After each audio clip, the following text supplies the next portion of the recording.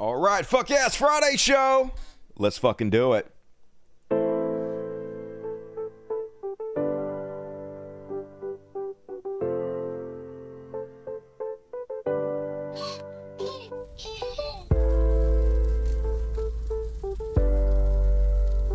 I need a new intro. This is so dated. Back when AI was in its infancy. Listen up, motherfuckers, I'm about to spit about the world's greatest show, yeah, this is it. Better prepare your anus, it's gonna get insane. This dude's out of his mind, Dusty Smith's his name. When Chud Watch drops, it's time to begin to talk about Chuds and make fun of them. And then it's trash word, oh lord, the world's on fire. Beyond parody shit, it's getting so tired. Religious bullshit, you know what'll make you feel like dying. Cause they're touching more children than an OBGYN. From zeros to heroes just for one day. It's the world's greatest show and it's coming your way. It's time for the Dusty Show. It's time for the Dusty Show. We all have fun and we never grow old. It's time for the Dusty Show. It's time for the Dusty Show, yeah. It's time for the Dusty Show. We all have fun and we never grow old. It's time for the Dusty Show. What the fuck is up, everybody? Hell yeah, Friday. Gonna get rocked on Friday. Are you ready to get rocked? It's the Dusty Show. And hell yeah. Hey, we got a pretty good show for you guys tonight. You were very smart and or attractive for fucking being here. Gonna talk about the weird new thing conservatives are doing. It's always something, but this week, especially weird. I'm gonna talk about President Elon apparently moving into the White House. Cool, America. Did you see those fucking heroes standing up to our genocidal government, our journalists being dragged away? We're going to cover that in the Free Palestine section. But first off, I want to talk to you guys about what I've been up to last couple of days. I told you guys about this already. I might be the first person in the world that's done this. Maybe not. Maybe there's other people out there trying this. But I think I am definitely, without a doubt, one of the first people in history to try to upload a digital copy of myself into the Matrix in the way I'm doing. And I explained this to you guys a little bit of the last show. So what I've done is I wrote I didn't write it. Let me correct myself. I asked ChatGPT to write me a Python script to download all the transcripts of every single one of my shows. I've been doing this show for almost 20 years now.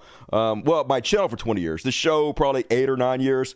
Almost, 700 episodes of this particular podcast, maybe. Something like that. Literally over 1,000 hours of audio, 10 million words spoken by me on this show in my, particular way that I talk about things with my unique character and characteristics. And so I got the Python script to download all the episodes of my show, the transcripts, and then I made a big text file of them. It's 50 million words. No, it's not 50 million words. It's 50 million characters. It's 10 million words. 10 million words, folks. Huge body. And that's a digital footprint of myself. That is my essence in text form. And I'm trying to upload it into the fucking Matrix so that a copy of me will exist forever. And eventually, it'll be able to replicate me. And there'll be another clone of me digitally. We're not quite there yet. But a lot of people have asked me how I fucking did that. So I want to kind of walk you guys through it just a little bit real quick. Not going to be a big tutorial. I just want to show you guys how simple this is, though. The technology is so beautiful. So many people are afraid of AI, but it's just a tool like any other tool, and it's such a powerful tool. So Python, I don't know anything about Python. I don't know shit about programming. I'm a noob. Like when I was a kid, when I was 12, I was a nerd, and I used to program in like BASIC and shit. And this is very similar to that, really. But I haven't done it in fucking years. I have no idea any of this shit. Never done it. But I'm gonna fucking do this. I'm gonna learn. And it's so simple, guys. So here's what you do. So I don't know if you guys know this, but if you're like on Windows, you see the little bar popping up right there. If you just like right click on it and you click run, it'll bring up this little bar. This bar right here. You type CMD in it. Boom. It pulls up a command window. Okay. This is gonna sound scary. But it's not. It's real fucking simple. So it pulls up this window, right? You can do so many powerful things with this. I had no idea. And literally ChatGPT will just tell you what to do. It's literally, it'll say, you just say, hey, I said, hey, ChatGPT, I have a YouTube channel. I want to download all my transcripts from the YouTube channel. And it was like, cool, just paste this in this window. So I just copy it. I hit this button, copy, and then I went over and I pasted it in this window, and it just fucking did it. It did the whole goddamn thing. It's fucking amazing, y'all. You guys have, I know it's got a DDoS prompt, okay? I don't want to scare people. I know what a command prompt is.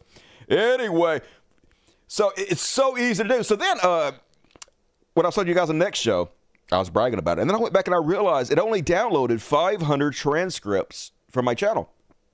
I was like, why the fuck? Did it only download 500 transcripts? It's over 1,000 videos. I just like ask it. All I do is like, I'll push a button. Get off. I push a button over here, and I push this button, actually. This is my voice to chat button. And I'm like, I literally pushed that button, and I was like, hey, it only downloaded 500 of my videos, but I have over 1,000 videos. How come it only downloaded 500 of my videos? And then you'll notice it types it all right here. It types everything I just said right here, and I hit the button, and it literally just told me, oh, well, I bet the reason it only downloaded 500 is because the way we did it, the way the pages were indexed, it only indexes 10 pages at 50 videos per page, and that's the maximum it'll allow you to do. I tell you what, Dusty, we'll write a workaround, and then immediately roll me a whole new script to work around. I clicked it, and it worked. It downloaded every one of my video transcripts, so over 1,000 now, folks. So a huge body of text from me. And the crazy part is, like, I am on such a cutting edge of this. ChatGPT can barely handle it. Barely. Okay, I had to break the 50 gig, 50 million character file up into 10 different files because that's the most files you can upload to ChatGPT at a time.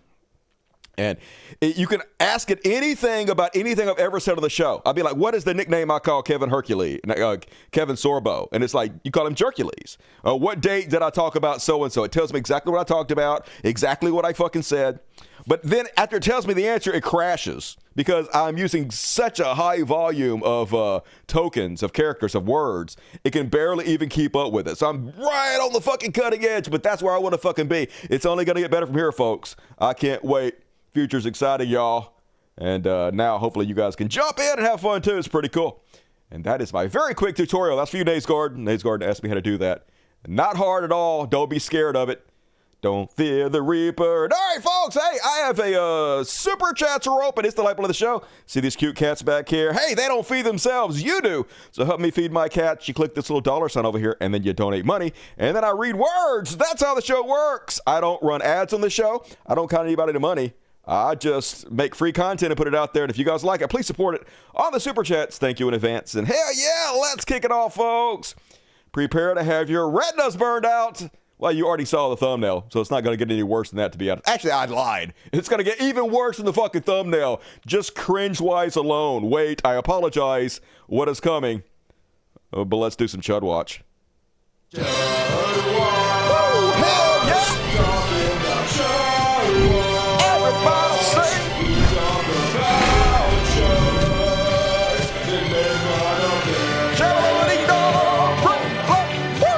And I hear Ligma Owls out there. I just got to address this right quick. Ligma Owl, shit, no, I know you're just joking about using all the water for my bullshit. But AI isn't everything right now. You're watching YouTube right now. AI is handling all the algorithms now. AI is handling all the video subtitles right now. AI is handling everything. You are using AI right now. Most of you are using it more than I am right now. Just because I know I'm using it and you don't know you're using it is no fucking excuse. You're using more water than I am. So this whole thing about shitting on people for using AI, you are using it. If you're using the internet, you're fucking using it already. All right? So if you want to be a hypocrite, either stop chastising people or get off the fucking internet. That's all I got to say. But I know you're joking. I'm not shitting on you. But anyway. First up on the Chud Watch. They're so weird, folks. So weird. Conservatives. Every week, it's a new level of cringe. So first off, Donald Trump put out this picture. This is his new official White House picture. First time around, he was smiling. This time around, he wants to recreate his mugshot because they're going for the whole Bond villain, Batman villain look vibe, which is cool. Like, I'm actually kind of excited, folks. I did everything I could to try to help this country, not elect Donald Trump. But this country is like a patient sitting in the doctor's office. Doctor comes in and is like, hey, you got Stage 4 lung cancer. It's super fucking serious. So what we can do is we can get you on a better diet immediately, and we can might can save you if we get you right the fuck away on some chemotherapy or something. What do you want to do? And America's like, give me a pack of cigarettes, baby. Woo, woo, woo. Hell yeah. So what are you gonna do? What are you gonna do with a person like that? You just got to watch them suffer and fucking die, baby. You just got to enjoy the ride. That's where I'm at right now. I'm going to enjoy watching you motherfucking suffer because you guys think you owned us, but you didn't. You owned yourself. It's like somebody sitting out on the fucking highway and the bridge is out. And you're barreling right toward me on the highway like, bridge is out, bridge, stop, motherfuckers, bridge is out. And you're like, I'm going to run the fuck over this libtards. I'm going to own the libs. And you run me right the fuck over and you drive over the bridge and kill yourself. Like, I ain't going to cry. I ain't going to cry when you drown, motherfucker. What you think was going to happen? You knew I was a snake, bitch, when you let me in. So anyway, weird. They're weird. Charlie Kirk is like, dad is home. Oh, no. All comes watermelon head Charlie Kirk. No, Charlie Kirk. What the fuck? What is wrong with you guys? Oh, heebie-jeebies everywhere. Yikes. And hey, if this is like the only person that did this, it would be super weird. But this is like a trend. They have this like weird psychosexual relationship with Donald Trump. I don't know if Charlie Kirk didn't have like a good father figure. I didn't have a good father figure, but I ain't got no desire to have no daddy spank me or nothing. Hell yeah, I will stab you, motherfucker. Not talking about any Trump. I'm anybody trying to spank me. I don't know what is the submissive nature, the cuckery of conservatives, but they just really want to be dominated by a strong daddy, and they've chosen this comb over, painted up fat goof to be their daddy, which strange pick, but you do you, Charlie Kirk. But he wasn't the only one, folks. It was a whole trend all over social media. Gonna get worse as we go. Daddy's coming home, says Darren Grimes, and he's made the picture black and white, so it's even more sexy. Ooh. I wanted to get dominated by Donald Trump before, but now that he's black and white, hell yeah, even more, Daddy. I've been a bad boy, Daddy Trump. Spank my ass. And now, folks, I apologize for what I'm about to throw upon you. I apologize for what I'm about to subject you to. But I saw this and you have to too. That's the fucking rules. Roseanne Barr, the best among us, and Canadian Tom McDonald have a new song out. A new #1 hit song. It's one of the highest trending songs in the world right now. This dude literally going to make millions of dollars off this. This guy that looks like the desk at detention. This absolute fucking clown from Canada. He doesn't even fucking go here. He has no skin in the game. He's going to stay over there with his fucking socialized medicine, but they pretend to be Americans and convince the trash goblins among us to vote for the oligarch against their own fucking best interest. So the song is called Daddy's Home. Yay, Daddy's Home. Not weird at all, y'all. And the gist of the song is they won. Canadian Tom McDonald won somehow. And they're drinking liberal tears, and we got to get the fuck over it, y'all, because Dad is home, and they've owned us. And Roseanne Barr also putting in our face how much they fucking owned all us by electing Donald Trump. Anyway, I got to show it to you. I wouldn't normally play this for you because I would never give Tom McDonald the clicks, but since somebody has stolen the video and put it on Twitter, and I don't have to give him the clicks, I'm doing this because I'm afraid some of you might actually go click on his actual video, which just makes him money, and I don't want you to do that. So I want you guys to see the cringe here so you don't have to see it anywhere else. With that said, I apologize. Cringe warning for those susceptible to cringe-induced injuries. Here is Tom McDonald and Roseanne Barr's Daddy's Home. We won, you mad, it's done, too bad, ooh, so sad.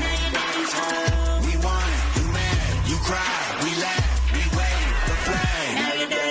Thank God that we're back, couldn't take another 4 years. All right, look at these fucking white trash motherfuckers. Literally, this is how American politics works. This absolute tatted up clown condensing all the worst, poorest white trash in the world.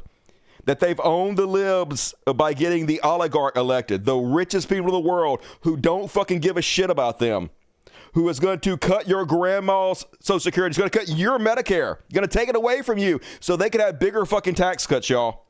because this clown from Canada convinced you it was the cool thing to do, and you're upsetting everybody. Motherfucker, you ain't upsetting me. I love it. I tried, and now I'm ready to watch you all fucking eat your cat food and die. Die, motherfuckers! You motherfuckers ready to get crazy?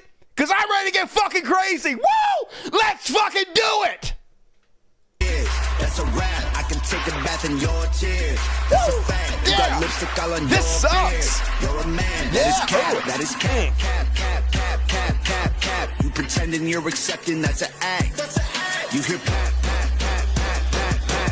If you want our freedom, come and take it back. Bet you can. We won. They won. It's done. Too bad. Too bad. Ooh, so sad. Boo-hoo, so sad. They gonna take your health care away. They gonna fucking rob you of every dollar that you fucking got. They gonna replace you with Indians from India, gonna come over here and take your fucking jobs. And then they're gonna deport all the low-paying workers, so you guys gotta pick their fucking fruit form. Too bad, you mad. Pick that fruit, motherfuckers. You don't get health care. Just die. Eat your cat food, idiots. Yeah, fucking love it. Let's do it, motherfuckers. I'm ready. Bring on the motherfucking purge. Hell yeah. Boo-hoo.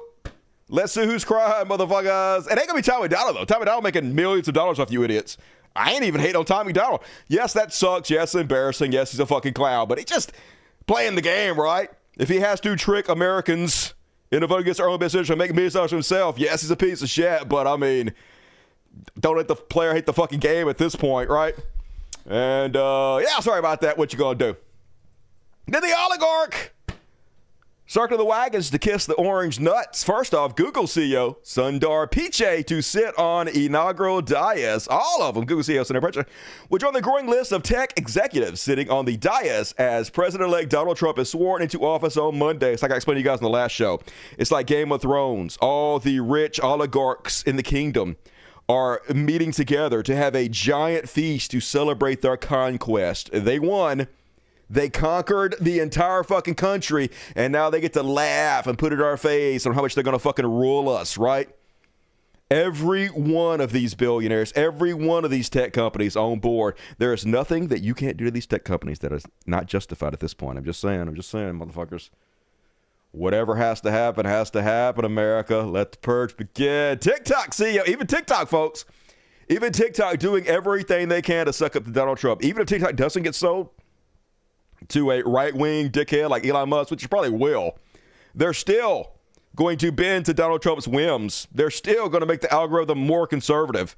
They still got taken over. We all did. There is nowhere to run, folks. The country is done. And apparently Donald Trump now is mulling saving TikTok. This is how feckless the Democrats are, folks.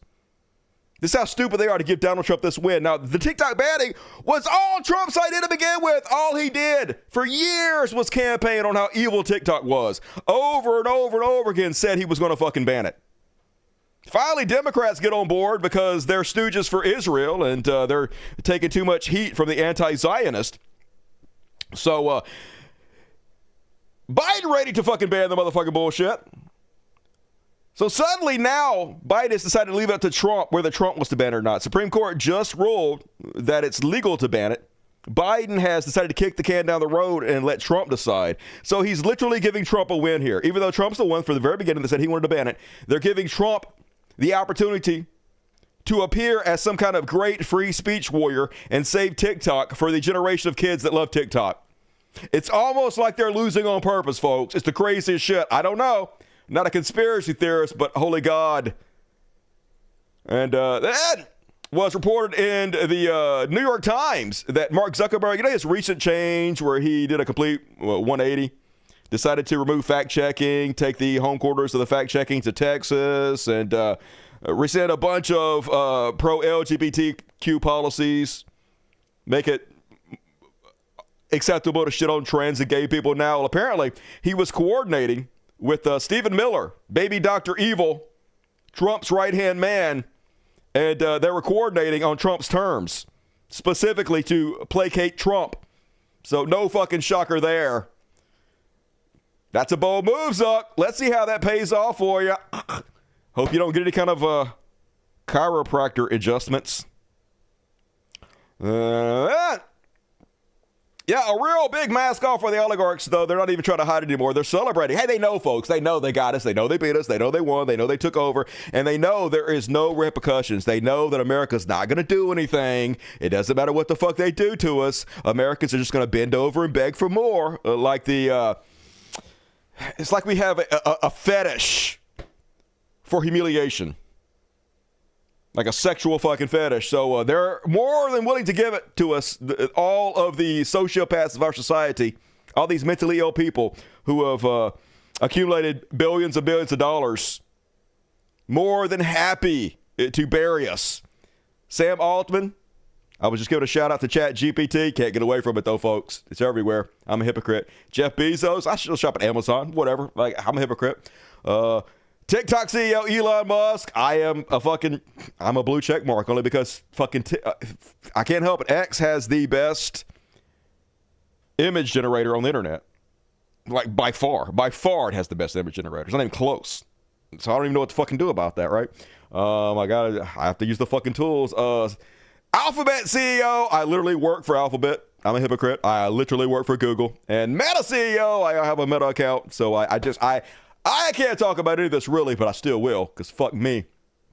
And meanwhile, we're on Fox News, shitting in your mouth and telling you it's gravy. They're literally on Fox News saying big tech, who has been in the pockets of the Democrat Party for years, they sit out one election cycle because things are going bad with the economy, and now you want to make them the enemy? Yeah! Didn't big tech sit out this election, y'all? Yeah, sure they did. I mean, yeah, technically Elon Musk used Twitter and spent $44 billion to buy the social media platform in order to spread right-wing propaganda, and then spent $350 million to get Trump elected. Literally, tech could not have been more involved in this election than they are, but Fox News, they sat this one out, y'all. Why are we mad at all the oligarchies? Because they sat this one out? Yeah, that's why we're mad, dipshits. Doesn't matter, folks. They can literally say anything. It's a post-truth society. Nothing matters anymore. And then, who could have seen this coming? Apparently, Trump plans to release an executive order elevating crypto as a policy priority and giving industry insiders a voice in his administration. And this actually helps me a little bit. I gotta say, this helps me, folks. If you've been watching this show for a while, a little bit over a year ago, I recommended everybody buy Bitcoin when it was 28 because, like, literally, you guys know I have been incredibly against Bitcoin from the very beginning. Bitcoin to zero. I've been shitting on it since day one. And then some things happened. And I was like, oh my God, this thing is about to become the storage of wealth that replaces gold in this society. It was very obvious. I'm not a gambler. I'd never invested in anything in my life. So I immediately, as soon as I realized this, took a couple $1,000. It's all I had. But my life savings at that point, and invested the entire thing in a Bitcoin. And it tripled. I think it just hit today $105,000 per Bitcoin. $104,459. It was $28,000 when I told you guys to buy it just a year ago. So incredible, folks. And once again, I ain't advising nobody on financial matters or anything, but in my opinion, it's about to take off even more. It's still fucking early because they're going to do a Bitcoin National Reserve, which is going to kick off arms race with all the fucking states, which is also going to kick off an arms race with all the countries. Man, it's about to get fucking insane, y'all. But that's just my opinion. Do not take financial advice from me, y'all. I'm broke. And then, this is how it works in this fucking trash country, yo. I thought journalists might stand up against Trump a little bit because he's so goofy, but apparently everybody's fucking terrified of him. Remember when he was out there saying, oh my God, I'm going to fucking punish CBS 60 Minutes because they edited their interview with Kamala Harris to make her look good. Okay, that's completely within their right. That's part of journalism. Literally, Fox News done that repeatedly for Donald Trump. But just the threat for him to sue them, they're literally going to give him millions of dollars. They're literally going to bend over. This is all you have to do. Yes, I guess Biden could have threatened to sue Fox News over doing the same thing for Donald Trump, but he won't because Democrats and Republicans don't play the fucking same way. So now Donald Trump, just by the series of threats, is not only allowed to get millions of dollars for nothing, he's intimidating our journalists, all our television stations, to cover things only the way he wants them to, or you'll get sued and have to pay out. And they're already paying out, so they're already doing it. They're already fucking laying down and showing their belly. It's wild times ahead of us, folks. Our media is not going to fucking save us. The Democrats are not going to save us. Nobody's going to fucking save us. Going to have to ride this roller coaster to hell all the fucking way. And speaking of the roller coaster to hell, just goddamn nonsense from the Orange Goof. It's my honor to announce Jon Voight, oh boy, Mel Gibson and Sylvester Stallone to be special ambassadors to a great but very troubled place, Hollywood, California. They will serve as special envoys to me for the purposes of bringing Hollywood, which has lost much business over the last 4 years, to foreign countries, back. How the fuck do they do that? Nobody is listening to these washed-up has-beens. No one is ever going to listen to them. This is just dumb. And apparently he didn't even tell these people any of this stuff before he just posted this. He's just trying to take advantage of the fact that Mel Gibson and Sylvester Stallone are in the news now. And so the next thing you know, Gibson is like, that tweet was the first thing I ever heard about this baby. Yep. He's like, I'm surprised. I didn't know, but I'll do it. You ain't gonna do shit. It's just Trump distracted me with nonsense. So stupid. I'm sure that's really going to affect the industry hugely. Mel fucking Gibson and Jon Voight. Oh, my. And then here's Trump's new Treasury Secretary. He was up in front of Bernie, and he was telling everybody that the most important thing the government has to focus on, tax cuts for billionaires, folks. I love it. Yeah, baby. Everything for billionaires. Everything. Once again, I hope they make it to where if you make over $1 million, you don't have to pay taxes anymore. Taxes should only be paid for by the poor. I'm sorry. If you don't want to pay tax anymore, become a valued member of society and figure out how to make at least $1 million a year. Otherwise, fuck you. Fuck you, poors. Fuck you. Die. Eat your cat food and die. We are owned by the God man, by the oligarchy, and we have to ensure. Tom McDonald has told us it owns the libs when we give them tax cuts. We did it the first fucking time when Trump was president, gave them trillions of dollars in fucking tax cuts, put that on the credit card of you and your children, your grandchildren. Have to pay for that now. He added $8 trillion to the deficit while he was fucking president. More than any president has ever done. He added 40% to the monetary supply in only 22 months. The largest theft in the history of this country with the PPP loans happened under Donald Trump. They robbed, they stole from you. And they're going to fucking do it again because Tom McDonald convinced you from Canada, folks. And I love it. I cannot wait till you have nothing, even less than you do now. I can't wait till you go to the store and groceries are 40% more than they are now. I can't wait till you can't feed your stupid fucking kids anymore. I can't wait to watch you fucking die. Just kidding. Just kidding. I'm sorry, folks. I'm crazy at this point. I've lost my fucking marbles. I can't pretend like I give a shit anymore about these fucking people. You voted for this. You deserve whatever the fuck you get. I didn't read the fucking thing. Oh. So the new Treasury Secretary, Bernie Sanders, asking him, hey, will you help us increase minimum wage from $7.25 an hour? And of course, no, I won't. No, I won't. We're going to pass tax cuts for billionaires, and we're never going to give you guys an extra fucking dime. We might even lower it, in fact. And please do, because that's 100% what the American citizens deserve. Make it hurt, Daddy. We've been bad, Daddy Trump. Please make it hurt. Spank us extra hard. Bring out that belt. Bring out that fucking paddle with hose drilled in it. And then listen to these fucking idiots. Lance, I voted for you, real Donald Trump, because I'm disabled. You're now going to screw me? This crap that your team is suggesting to mess with my SNAP benefits and SSI is pathetic.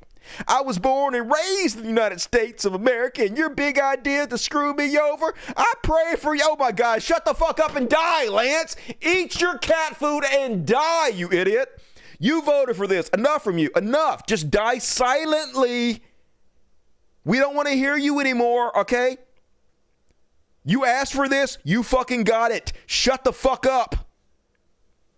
No more from you. Quiet time now.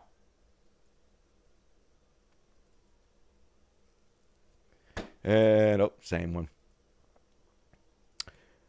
And it's basically this from Kyle Kalinske.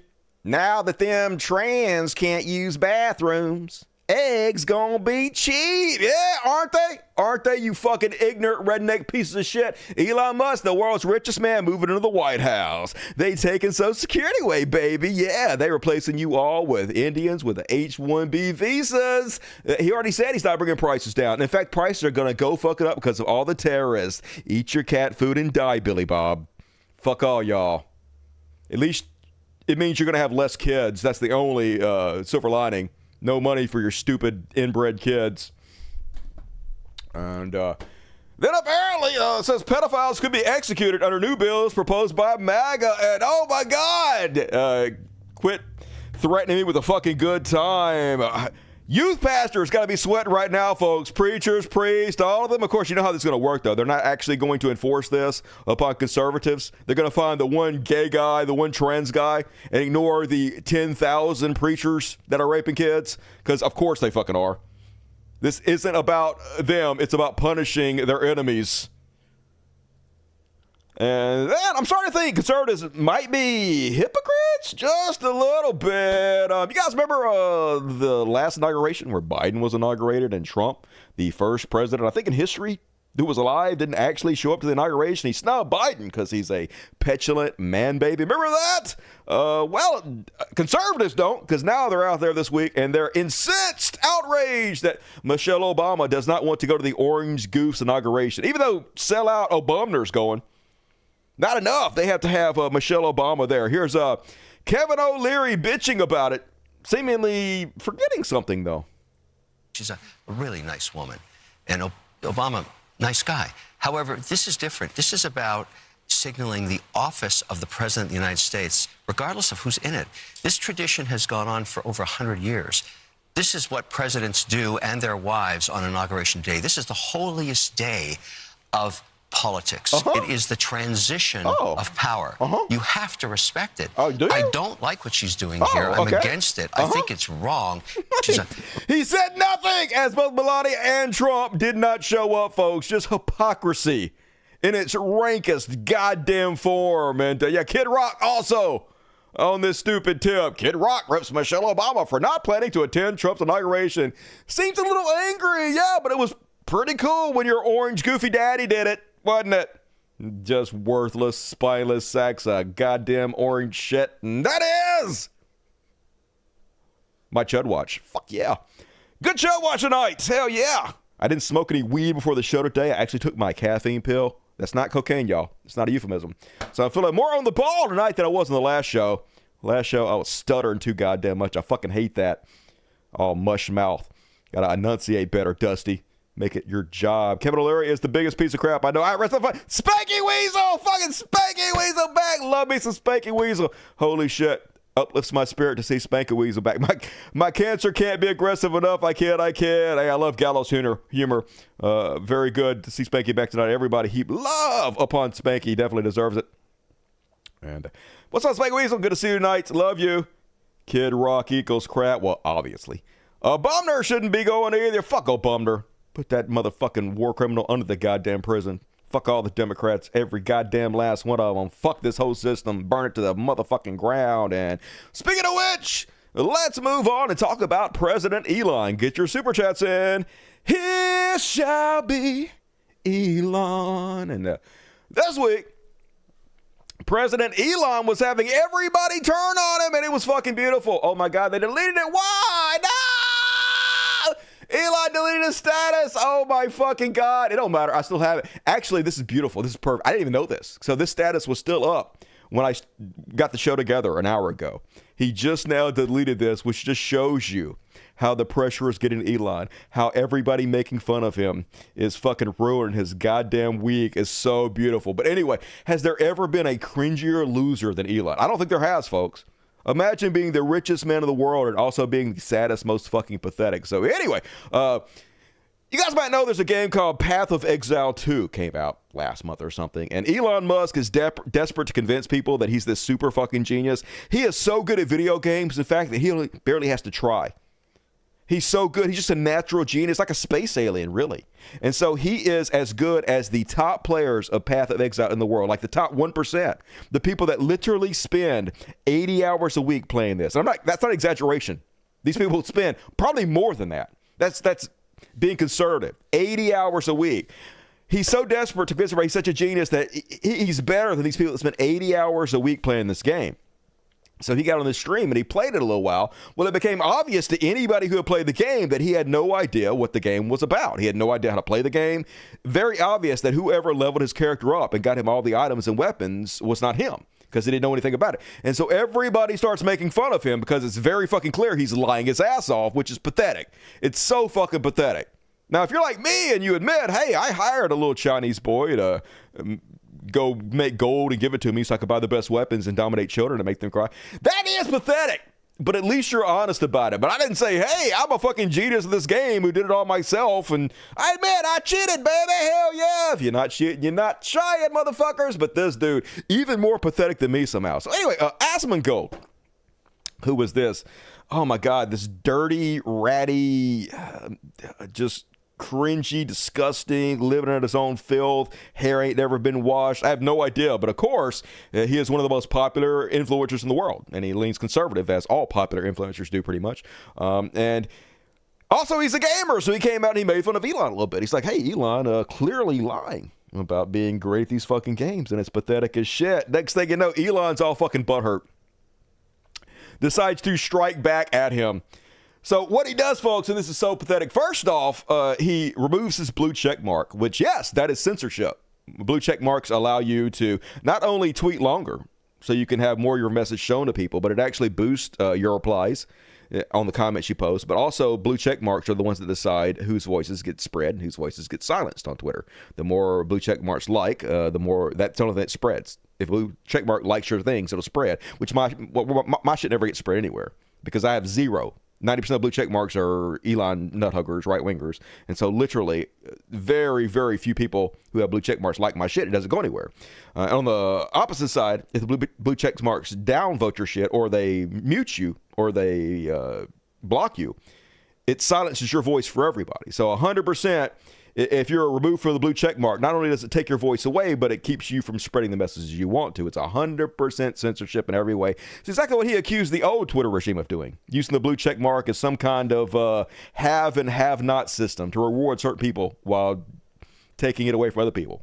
Hypocrite in every goddamn way. So he did that, but then he also posted this. He posted some DMs between him and Asmongold to try to prove Asmongold is somehow lying about who he is. So he says, Asmon behaves like a maverick independent, but in reality has to ask his boss for permission before he can do anything. He is not his own man. And then he posted these screenshots that basically has Asmongold explaining that he has a couple editors that work for him. It'd be like if I did the show and then I said, hey, Bob, I'll pay you $10 if you'll edit the best parts of the show and upload it for me. And Bob's like, all right, cool. The editor works for me. I'm the boss. But Elon Musk doesn't understand how even basic shit works. So he posted this to make like Asmongold has bosses or some shit and has to ask permission before he does stuff. Of course, everybody dogged on him for this because he doesn't even understand how the basics of the goddamn universe work. So obviously, let's get to him, folks. He just deleted this after every comment, like literally 100% of the comments shit on him. And I was looking at YouTube and there are so many big content creators who are shitting on Elon Musk, getting millions of views. Pretty much everybody who is known on YouTube right now for video games is shitting on Elon Musk. So it's goddamn beautiful. They're turning on this goddamn dude. And I fucking love it.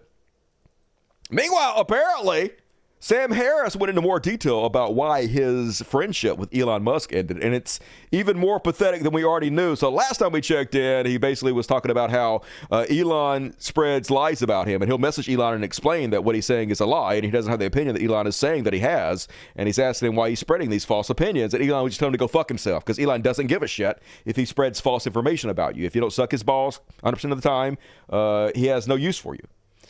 So anyway, part 2 of their fallout, according to Sam Harris. Number 3, Elon and I didn't converge on a common view of epidemiology over the course of those 2 hours, but we hit upon a fun compromise, a wager. Elon bet me $1 million to be given to charity against a bottle of fancy tequila, $1,000, that we wouldn't see as many as 35,000 cases of COVID in the United States. Cases, not deaths. The terms of the bet reflected what was, in his estimation, the near certainty, 1,000 to 1, that he was right. Having already heard credible estimates that there could be 1 million deaths from COVID in the U.S. over the next 12 to 18 months, these estimates proved fairly accurate. I thought the terms of the bet's ridiculous and quite unfair to Elon. I offered to spot him 2 orders of magnitude. I was confident that we'd soon see 3.5 million cases of COVID in the U.S. Elon accused me of having lost my mind and insisted we stick with the ceiling of 35,000. We communicated sporadically by text over the next couple weeks. While the numbers of reported cases grew ominously, Elon dismissed the next batch of data reported by the CDC as merely presumptive, while confirmed cases of COVID on his account remained elusive. A few weeks later, when the CDC website finally reported 35,000 deaths from COVID in the U.S. and 600,000 cases, I sent Elon the following text: is 35,000 deaths plus 600,000 cases more than 35,000 cases? This text appears to have ended our friendship. Elon never responded, and it was not long before he began maligning me on Twitter for a variety of imaginary offenses. For my part, I eventually started complaining about the startling erosion of his integrity on my podcast without providing any detail about what had transpired between us. Yeah, obviously. I can't believe people think this guy's a genius, man. It's clear that he got lucky on some of his bets, some of his investments, but that's about fucking it, folks. Elon is not a genius. He's a fucking moron who can't get enough huffing his own farts. And yeah, I agree with this too. Can someone explain why TikTok is a bigger national security concern than a social media platform run by a South African techno-feudal oligarch actively interfering in our elections and sabotaging our national interests here and abroad? It's not, but Elon is willing to use his platform to spread right-wing narratives and silence anti-Zionist fucking voices, and that's all they give a shit about. They don't care about China. They just don't like that TikTok is giving a voice to anti-genocide, anti-Zionist voices, and it's inspiring children to stand up against genocide, and they want to snuff that out as quickly as fucking possible. Obviously, Twitter/X is a way bigger danger to our democracy than fucking TikTok is. Speaking of which, I got banned. I didn't mention this in the last show, but right before the last show, I got banned on for 24 hours. On Twitter, and I didn't say anything that was against free speech. What I said was rude. It was impolite. It definitely wasn't against free speech, that it wasn't threatening. I told Joe Biden as he was up there, he's giving his farewell address to everybody, and I said, I hope as your body deteriorates and you pass away slowly, you experience even a small fraction of the terror that you have brought to the children of Palestine. Yeah, it's not nice, but it's not against the First Amendment, baby. But it's against the rules of Twitter, because fuck my free speech. I guess you're not allowed to shit on our leaders for free speech absolutist. And then another week, another Elon failure. This time, Starship blew up. Another SpaceX rocket. I've never seen that before. Yep. They think it's a meteor shower, but it's not. That's just hurling debris plummeting towards Earth. Seems safe to me, baby. Just let the rich do whatever they want to. Crazy as shit. And folks, like I said, it is being reported Elon Musk, the richest person on Earth, will have an office inside the Trump White House. Yeah! They won. You mad, so sad. Deal with it. Daddy's home, baby. Woo! Oligarchs all the time, folks. And even in Russia, even in fucking Russia, oligarchs do not do this shit. Crazy how far and how quick America has fallen. They don't even give a shit. They ain't trying to hide it. He bought it. They rule us. Fuck us all, folks. Because Tom McDonald from Canada said so. Yay, America! We deserve every bit of it, folks. It's hilarious at this point. I love it, to be honest with you. And yeah, these memes all around the Reddits this week. Why make trillions when we can make millions? I think I have this reversed, though. It should be Donald Trump as the little Dr. Evil, but whatever. And got 2 of them. Yeah, pretty cool. But once again, reverse it. Elon's definitely in fucking charge. No doubt about that. And what more? What advice had to rule them all? But it really should be Elon on the fucking throne. Still a pretty good meme, though. I dig it. And that is My he shall be Elon section for this week. Fuck yeah, floating kitties. Woohoo! That's a little Miss Precious back there. Hell yeah. Got her when E came to visit before E started hating me. She was in the back of a abandoned 18-wheeler truck bed. And we went and rescued her and her little sister. And, all right, folks. I have a Patreon site. And that's how you say it, Patreon. I'm sure of it. It is patreon.com/codcast. Shut up, Dusty. Nice hair. If you click on the more button, pops down, and the very first link is to my Patreon site. Could you please consider to find it in your heart to become a patron? I noticed the ratings are dropping. It's sad. I mean, the left is pretty dead already. This is one of the few leftist shows in the whole fucking world at the moment. You know, Young Turks is switching, everybody's switching, and I don't know. I guess the left's dead. I guess I'm going to have to figure out how to branch off and do some other stuff because the show's not really growing the way I want to. But anyway, if you like this show and you want to keep me on the air and help out the floating kitties, please consider chipping in. $1, $2, $10, $20, whatever you can afford. And not only do you get to help out me and the floating cats, but you also get access to the after parties. Starting here tonight, all the way down to here, I got a big after party for you guys tonight because I didn't do one last show.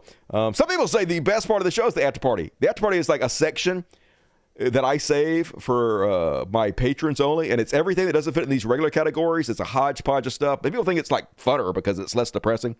So come hang out with us tonight after the party. Get your ticket. I appreciate you in advance. And all right, let's go ahead and read the super chats. Another way to support the show. Heroes on the super chats. It's pronounced Potterion? What? Potterion? That's how you pronounce it? No, it's not. Why would it be Potter? It's Patreon. Patreon. Right? It's like patron, but you're paying them. So it's a Patreon. A Patteron? That don't even Patteron? I don't even know what the fuck that. Fuck that. It's Patreon, motherfuckers. I don't give a shit. I don't care if the president of Patreon comes here and tells me I ain't fucking saying it right. Fuck that dude. I know that goddamn much. Anyway, don't even tell me. I don't even want to know. I don't even want to fucking know. All right, Rebecca Boys here on the show. Fuck yes. My favorite person in the universe, Rebecca. The thumbnail reduces nausea. I know, baby. Hey, he's even thinner, the thumbnail, than I imagined. You guys want to see all the... God damn it. Fucking crashed. I know what you guys are thinking. You're thinking, I have to see more Trump in a American flag Speedo. I know. So... Your wish is my command, America. Let me go to the downloads. Boom! Look at all these pictures of Trump. I have to print a bunch of them out, folks. There we go. Woo! Look at that one. Which one should I use? That was him with his pouty lips. This one, he's in way too good shape. Nope, could use that one. But he got the pouty lips, y'all. And let's see what else I got. So I typed, make him have a sheepish grin. And so it made him have a sheepish grin. It was funny, though. I'll give you that, AI. That's funny. Good one, AI. So anyway, thank you, Rebecca. Appreciate you, and I'm sorry about your eyes. See you tomorrow, Rebecca. Jason Ashby gave 5 tickets, and if you guys got a ticket, please give Jason Ashby your love. And hey, if you're watching on the repeat, you got to show up live, folks. You got to show up fucking live. There's only 567 people here right now. Holy shit. I was looking at Ethan Klein's video last night. He had 29,000 people, and he's so boring. I don't even understand. I don't get it. Whatever. I'll do it as long as I can, folks. It's a shame, but the left is dead, I guess. And if you got one, though, give Jason your love and show up live for your chance to win a ticket to the after party and a ticket to all the after parties. But you got to be here live to get your chance to win a random free ticket. And these heroes like Jason are giving them away. Thank you, Jason. And Jason Bliss. John Bliss, penance for missing last live show. Have fucked up your name, so it's all good. You the best. You the best. Aaron Mason, great show. Hey, I wish more people agree with you, Aaron. Thank you for the $10. I appreciate you. Basset getting $10. Hello again from Ohio. What's up, Ohio? The dogs and I wish you the best. Hey, scritches to the dogs. We feel the same way about the election outcome. Yep, all you can do is try your best. And then, Schadenfreude to everyone. Here's some cash for the fur babies. Thank you, WSD Tom. The auto show is in town, and that's where I'll be tomorrow. Hey, that sounds fun. Take some cool pictures. Fix the YouTube shadow ban. Nobody's coming to help me, folks. It's all fucking good. I'm gonna have to figure out some other way to like do AI videos, and I don't know. It is not the strongest of the species that survives. It is the one most capable of adaptation, and I will fucking adapt. I promise you. I ain't going nowhere. It may be in some other fucking form, but whatever. I will figure it the fuck out. I promise you. Hi, Dusty. What is the brand of the self-defense knife you own, and where is it available? All right, hey, somebody else asked me this on my Blue Sky. Blue Sky. I am on Blue Sky, folks. If you're on Blue Sky, I highly recommend it. It's a great alternative to Twitter. And somebody just asked me this question, and I responded. They also posted this cringy video from, actually, let me go to my page. Where's my page? How does this work? How does Blue Sky? There we go. Blue Sky. Is that? No, that's not it. Home? How do I do it? What? I don't even fucking know. Is it this button? Which button? Blues. There we go. I did it. I did it. Blue Sky. All right. It was in my replies though. How do I get replies? All right. I'm learning Blue Sky. And there we go. Boom. All right. Here it is. Knife Center, baby. This is my knife. Smith & Wesson M&P Extreme Ops Karambit Flipper Knife 3 Gray. So it doesn't say that it has Emerson Wave, by the way, but it does. See this thing right here? This is a poor man's Emerson Wave. Now, they can't claim it has Emerson Wave because Emerson Wave is trademarked. So Emerson Wave is a little bit more angled. It's slightly different, but this acts exactly the same as an Emerson Wave. So what Emerson Wave does is when you remove this knife from your pocket, this part catches on your pants and it opens the knife in your hand. So the knife, I'll just show you. I have one right here.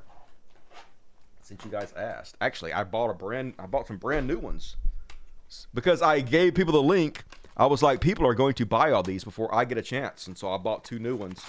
So here we go. It's $25. This is, to my estimation, this is the best self-defense knife for the money in the world. This is the same as the Delta Dart, which was designed by Doug Marcaida, the guy from Forged in Fire, the guy that goes, "It would kill." Anyway, his versions are like $250, $300. This one, as you can see on the screen, $23.95. So what makes Emerson Waves cool is they open up when you take them out of your pocket, which makes them the fastest self-defense weapon in the world, even faster than I'm pulling a gun. So here's how it works. I'm going to put this in my pocket. Only this part is going to be sticking out. Only the part that has this, as you can see, the side. It has like a little hook thing. It's going to be hanging out. And then the top of the ring is going to be hanging out of my pocket. You can't really see. And so what's going to happen is I'm going to hold my hand open, straight open like this. It's very important to keep your hand open when you're doing this because it's going to open in your hand and you don't want to cut your fucking fingers. So you hold your hand open and you put your ring finger, your index finger here. And then I'm going to pull straight forward. You don't pull straight up. You pull forward because it has to catch in your pants. And as I pull straight forward, the knife is going to catch in my pants and it's going to open like this. And then when it's open, you grab it like this and you have a stabbing weapon instantly. So I'm going to get rid of these cats. Go on, cats. Go on. And show you. So it's in my pocket. It's kind of a tight fit because it's brand new. Come on, get in there. And I'm wearing sweatpants. All right, come on, that thing's tight. All right, let me. I gotta fucking. God damn it, that thing's tight. All right. Gotta loosen it up a little bit. It's brand new. Shit, come on, motherfucker, open! There we go. All right. Cats are freaking. All right, so it's on there. So I don't know if you can see this. You can't really see it. So yeah, you see how it's just put only this little hook is out of my pocket and the ring. You can see it over here, right? All right, you see that? So what I'm gonna do is I'm gonna open my hand. I'll put my finger in this, and I'll pull it out, and it's gonna open up my hand instantly. So watch this. So that didn't work. God damn it! It always works. I didn't pull it for. There we go. See how it opened in my hand? And it's immediately ready for stabbing. This one's kind of tight because it's brand new. I just pulled it out. Plus, I'm sitting down. I'm not in the real. So anyway, see that? Boom! Immediately. So it's immediately ready for stabbing. It automatically extended into my hand when I pulled it out. So anyway, pretty cool. Not going to cut my nuts off. No, I'm not going to hurt myself. I am very used to handling these knives. I've had one for many, many, many years. It also makes a very satisfying click when it opens. See? Now you're ready to stab. Click, stab, stab, stab. So very quick. Very great self-defense knife. And it's on the screen. So thank you for the question. All right. Saying self-defense knife seems comical. I don't even carry it anywhere. I've only ever had to use it one time. And that's when I was in New Orleans. When I went and hang out with the drunken peasants.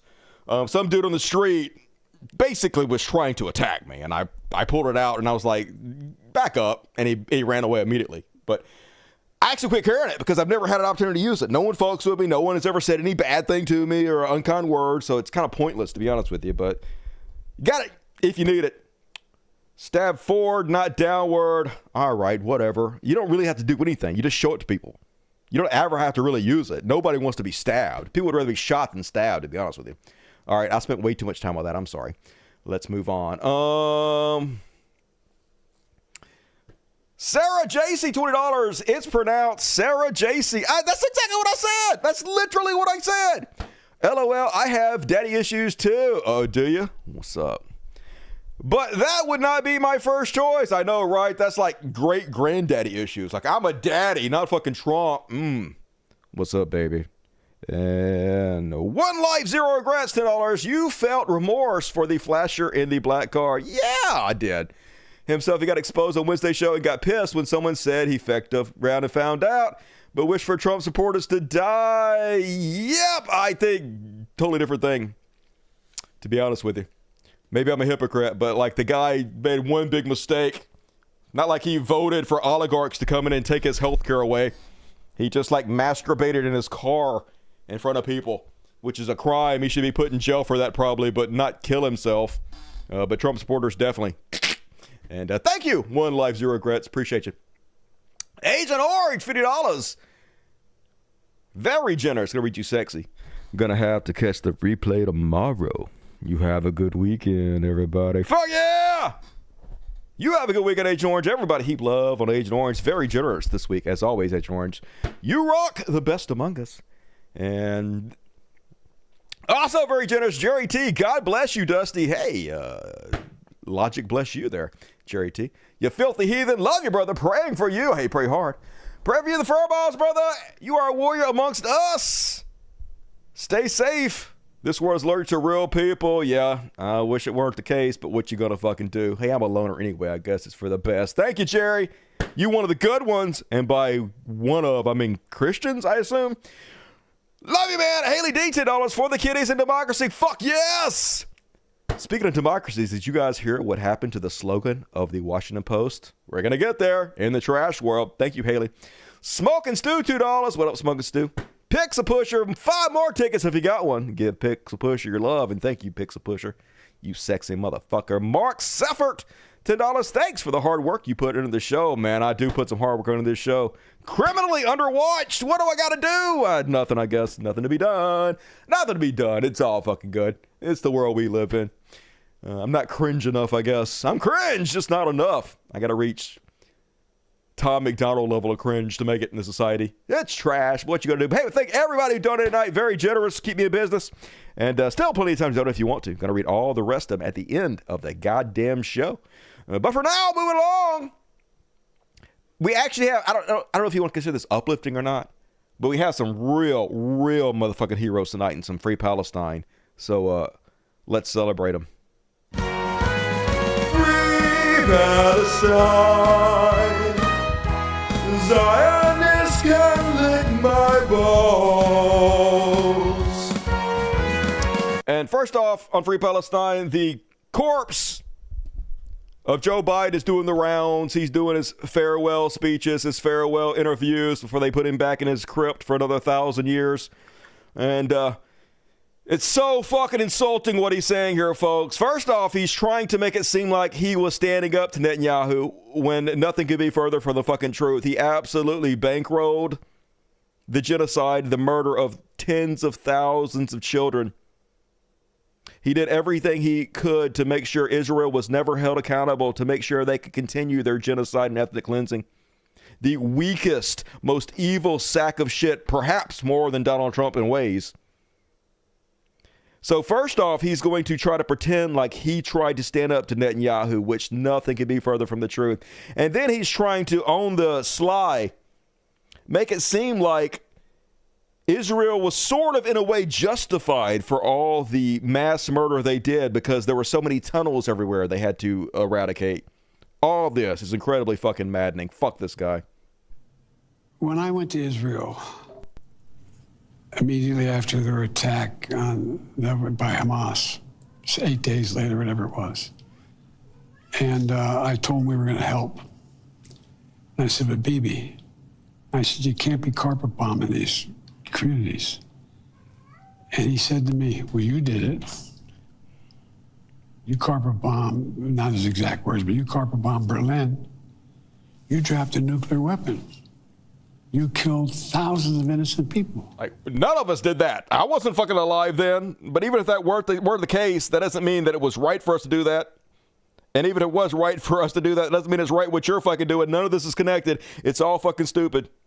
And also, I don't believe any of this fucking happened. If this happened and you were telling him not to carpet bomb and he did it anyway, why did you continue to send him the bombs and the money? Why did you continue to shield him from any repercussions?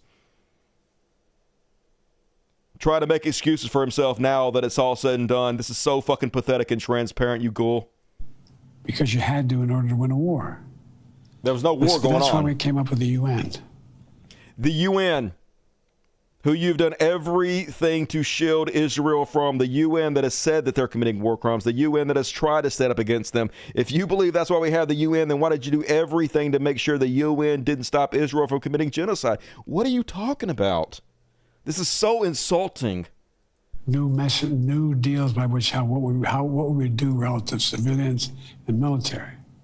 So he was comparing 21st century war tactics, battle tactics, with World War II.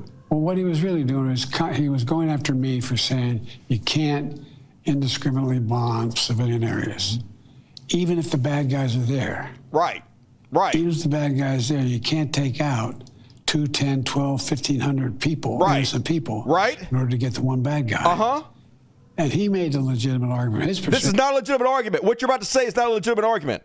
He's about to fucking whitewash killing 1,500 innocent people to get some bad guys underneath them, folks. You're about to watch the definition of evil here. He said, look, these are the guys that kill my people. These are the guys that are all over in these tunnels. Nobody had any idea the miles of tunnels are down there. Bullshit. It's amazing what they built. All the murders had nothing to do with this. All the hospitals they bombed, the blowing up entire neighborhoods, they leveled all of Palestine. They did not do this to get the tunnels underneath. This is so stupid and insulting. They did not shoot children in the fucking head. They did not shoot children in ambulances because there were tunnels underneath them. He is literally trying to justify genocide right here. This fucking madman, this goddamn child murderer. And they're sometimes 200 feet under the ground.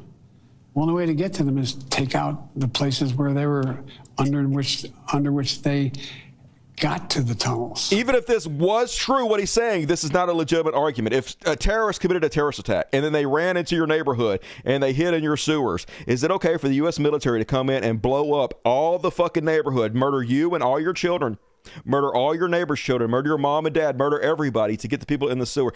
Would you say, oh my God, the military is not responsible for that at all? That was 100% the terrorists in the sewer that's responsible for all these deaths. Nobody would say that. In fact, if you did that, everybody would immediately see what a psychopath you are. And everybody immediately sees what a fucking psychopath you are, Joe Biden. It's the same exact goddamn shit. And so that's the first time I had the discussion about bombing civilian. Fuck everything about this guy, man. I hope when he dies of natural causes, it's so painful and terrifying. Fuck everything about him. Holy God. But folks, there are a few heroes among us, like Sam Husseini. I've covered him several times on the show. He's one of the few journalists who had the guts to stand up and actually ask the hard questions to Joe Biden's minions, who got out there and they sold us this genocide. They lied to us about it. They kicked the can down the road. They did everything to cover for Israel while they murdered children. These evil, evil sacks of shit. So now it's Anthony Blinken's last press conference. Secretary of State, the guy responsible, other than Joe Biden, for all this fucking atrocities. And he's giving this long-ass speech, knowing that as soon as the fucking speech is over, he's going to dart out of the room. So he wants to get out there and whitewash his record. He wants to fucking gaslight everybody about how hard they worked for peace, while they literally funded and did everything they can to continue the genocide, child murder. And this journalist, one of the finest journalists in all of America, is not going to sit there and let him give this bullshit speech and then walk away from the podium without answering goddamn questions. So he starts asking him questions during the fucking speech, hard questions. And exactly like any fucking fascist country, they dragged the journalist out, ripped his hands off the podium and dragged him fucking out of the room so he could not ask our rulers tough questions about their genocide. Look at this shit. I'm going to play this whole fucking thing for you, folks, because this is what heroism is about, folks.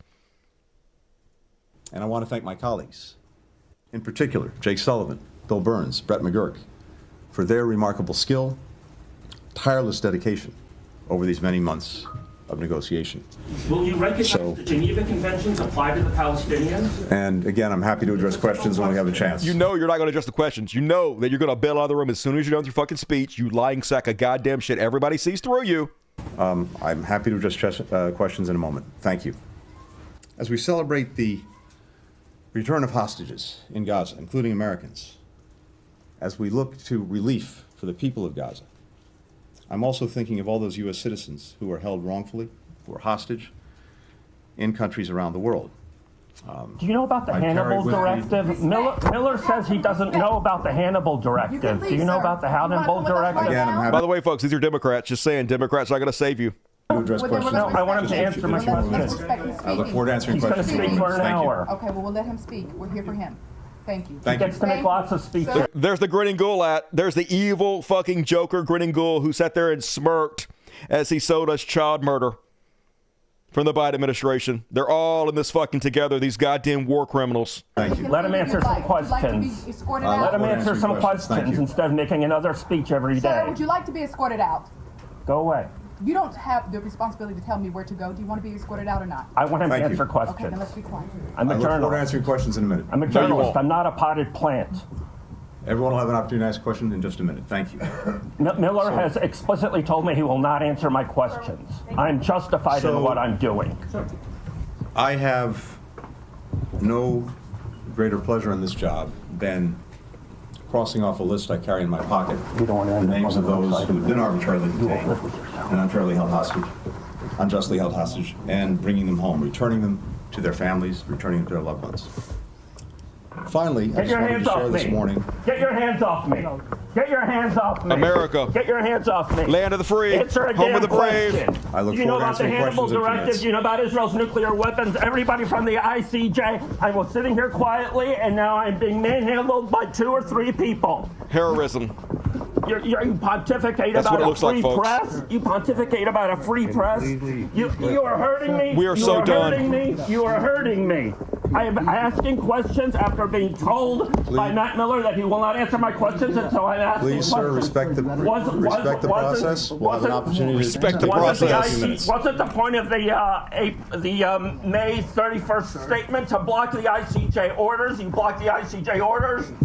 You Please, sir, respect the process. Look at Thank this you. shit. respect the It's process. America, Respect the folks. process. Look at this. Everybody Literally dragging journalists away for asking tough questions to genociders and child murderers. America, baby. This is why we have to collapse. from Amnesty International to the ICJ saying that Israel's doing genocide and extermination, and you're telling me to respect the process. Criminal, why aren't you in The Hague? Yeah. Why aren't you in The Hague? Why aren't you in The Hague? They don't give a shit, folks, that we've been taken over. They're not trying to hide it. They're not trying to fucking pretend. Fuck you. What are you going to do about it, America? What are you going to do? Nothing. Nothing. You ain't going to do shit about it. They know they can mistreat us every way. They know they can end our freedoms. Look at this fucking hero, dude. 2 or 3 people. Handshaking. You pontificate about a free press. You pontificate about a free press. You're Heroism is not about being fearless. It's about being afraid and doing it fucking anyway. hurting me. You are hurting me. You are hurting me. I am asking questions after being told by. Fuck this country. We are not a good people. And then CNN, y'all. CNN gets on the air and they call this cringeworthy heckling by an activist. This is how it works. Our government commits genocide. They shut down free speech, journalism, and then the paid-for mouthpieces get on our airwaves and they whitewash it, and they call the heroes cringeworthy activists. So you can just ignore whatever they're saying before you even fucking hear it. As you heard, he was repeatedly interrupted by some cringeworthy heckling. Listen to this shit. As you heard, he was repeatedly interrupted by some cringeworthy heckling by activists. I mean, we were both sitting here pretty stunned, frankly. This is supposed to be a press conference with a room of journalists. It was. Those were activists. No, those are journalists. Okay, sorry. Who were interrupting the Secretary of State when he initially was thanking the press and talking about the Israeli-Hamas deal. Yeah, I think it's really surprising. A lot of our viewers will have seen protests on Capitol Hill, for example, during confirmation hearings. But fuck everything about CNN. Please do not watch CNN. Please do not fucking watch CNN. Please do not give these fucking people money. This network, these people cannot be out of business fucking quick enough. Here's the CNN headline. Blinken's final press conference interrupted by protesters. No, journalists dragged out after raising objection to Gaza policy. That's what the fuck happened. This wag the dog, this 1984 bullshit, man. This gaslighting. And even people I used to respect, like a Democratic influencer, journalist, I guess, Aaron Rupert, who I've highlighted many times on the fucking show. But he's a Democrat stooge, just like so many of these people are. These fucking blue MAGA. Exactly the reason I won't call myself a Democrat anymore. Exactly why I won't associate with the Democratic Party anymore. Aaron Rupert, Blinken press briefings is interrupted by a demonstrator. That's how they're trying to build this shit. That's how they're trying to fucking downplay it. Even people that are supposed to be on our side are bullshitting us in order to keep the genocide going.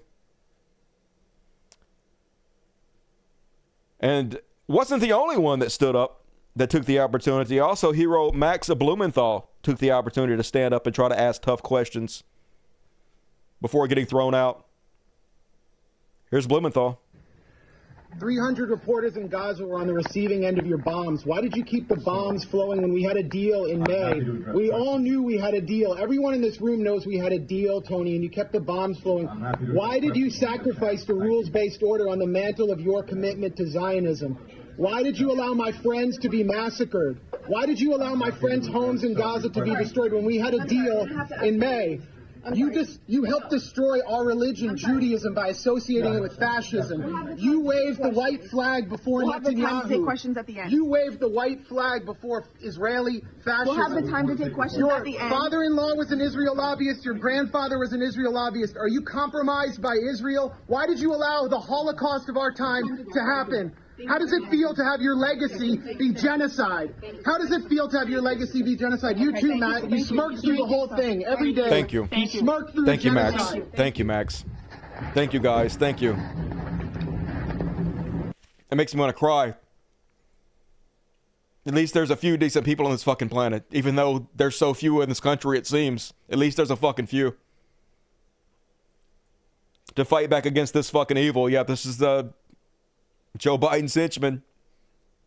The smirking ghoul. Spokesman for genocide, folks. Because Democrats ain't gonna fucking save us. In this goddamn trash country, and that is my free Palestine. But at least there's some fucking heroes, y'all. Thank you.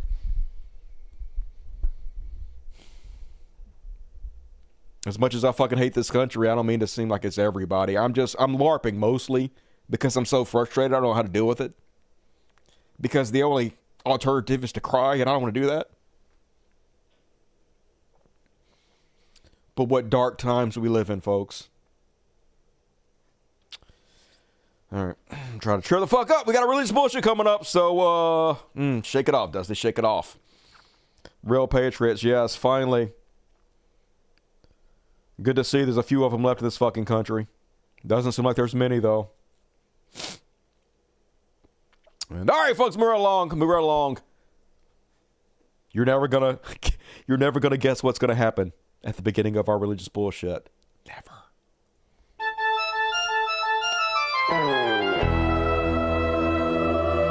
Religious bullshit. Religious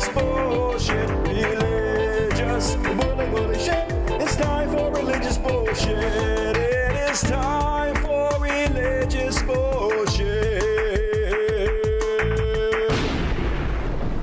And folks, you're never gonna believe it. They finally caught one. Pennsylvania evangelical youth pastor. A youth pastor? What? They found a bad youth pastor? I can't believe it, y'all. Robert Fenton has been sentenced to 6 to 12 years in prison for raping a 14-year-old girl who attended his church. Oh, I don't even believe it. No, I can't believe it. I guess it's the first time for everything. And then, apparently, this North Carolina pastor embezzled hurricane donations. And I think I speak for everybody when I say, so what? Who gives a... He didn't rape no kid. I'm just saying, like, if a preacher does anything short of raping a kid, it's fine. You got to let him go. That's a mulligan, in my opinion. Anyway, apparently, a lot of people donated his church for hurricane victims, and he stole all the money. Seems bad, but yeah, no. Far as the bar goes, that's a low one. Or a high one. And then, I guess this is true, folks. Apparently, the American First Policy Institute, which is a MAGA movement and think tank, has said that Trump has given them a go-ahead to put a faith director in every single agency of the federal government. Yikes. There'll be a White House Office of Faith like there was under Trump. There'll be a faith director in every single agency, under every single secretary in every department. And so they are there to safeguard if something comes up against the church kind of thing to do that. That sounds great, doesn't it? Yeah, a faith director in every government agency to make sure if anything comes up where they're dealing with churches, that it shields the churches from any kind of responsibility from every single department. I mean, that does sound a little bit unconstitutional, you know, separation of church and state, but whatever, folks. I mean, we know that Donald Trump's an atheist. He don't give a shit. We know Elon Musk's an atheist. We know Zuckerberg's an atheist. We know Bezos is an atheist. All these motherfuckers don't actually give a shit about religion, but the oligarch has taken us over, so they got to placate and pander to their base, so they can't end up voting them in. So they got to pretend like they give a shit about religion. So here's the theocracy to take us over. It's going to be the broligarchy, the oligarchy, and the theocracy right underneath it. And the broligarchy is fine with having the theocracy underneath them because they'll be underneath them. And the theocracy is fine because they'll be over all the rest of us. So super cool. Yay, America. Are we great yet? And then I'm going to finish you guys off with this one. And such weirdness. So apparently this couple decided to make a video to show off how faith led to their relationship, and for some reason they thought the best way to do this would be to talk about how they met while changing clothes. I don't know what they're thinking. Actually, I do. Let's see if you can figure out why you think they decided to do the video in the way that they did it. I was a drug addict for 13 years. No way! What? I don't believe you. You a drug addict?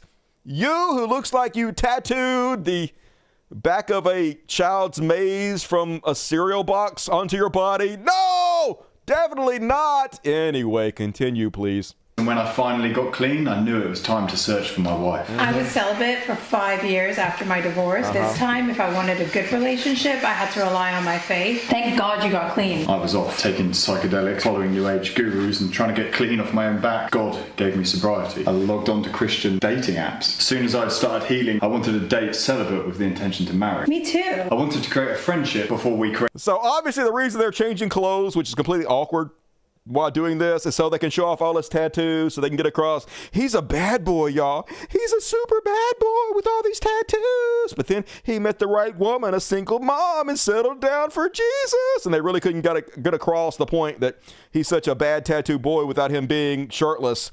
And so they had to work it into the script somehow. So why don't we change clothes for no apparent reason while we talk about this bullshit? That won't be awkward at all, say these weirdos. Created a soul tie. When we first met, we laid everything on the table. All my baggage, all your baggage. You were like, hey, I was a drug addict. I was homeless. That is so inspiring. You were like, that's so sexy, so hot. Oh, you're still interested? And one of the first messages you said to me, you came out of a messy divorce and you were a single mom with a child with autism. So obviously, a single mom with a child with autism, this is the man you want to bring around your child. Stat. I've worked with people with autism for the last 7 years. I was scrolling, you stuck out as utterly beautiful, waved at you, but you hadn't paid for a membership. You couldn't say anything back. Kept waving. So I searched for her on Instagram and saw that she had followers and loads of posts So and looked really awkward. fashionable, and I didn't understand what an influencer was. It was so awkward. Yeah, this is We awkward. became You're right. best friends through dating. He slept on my floor. And then after I proposed, definitely. I upgraded to like a cop. Right.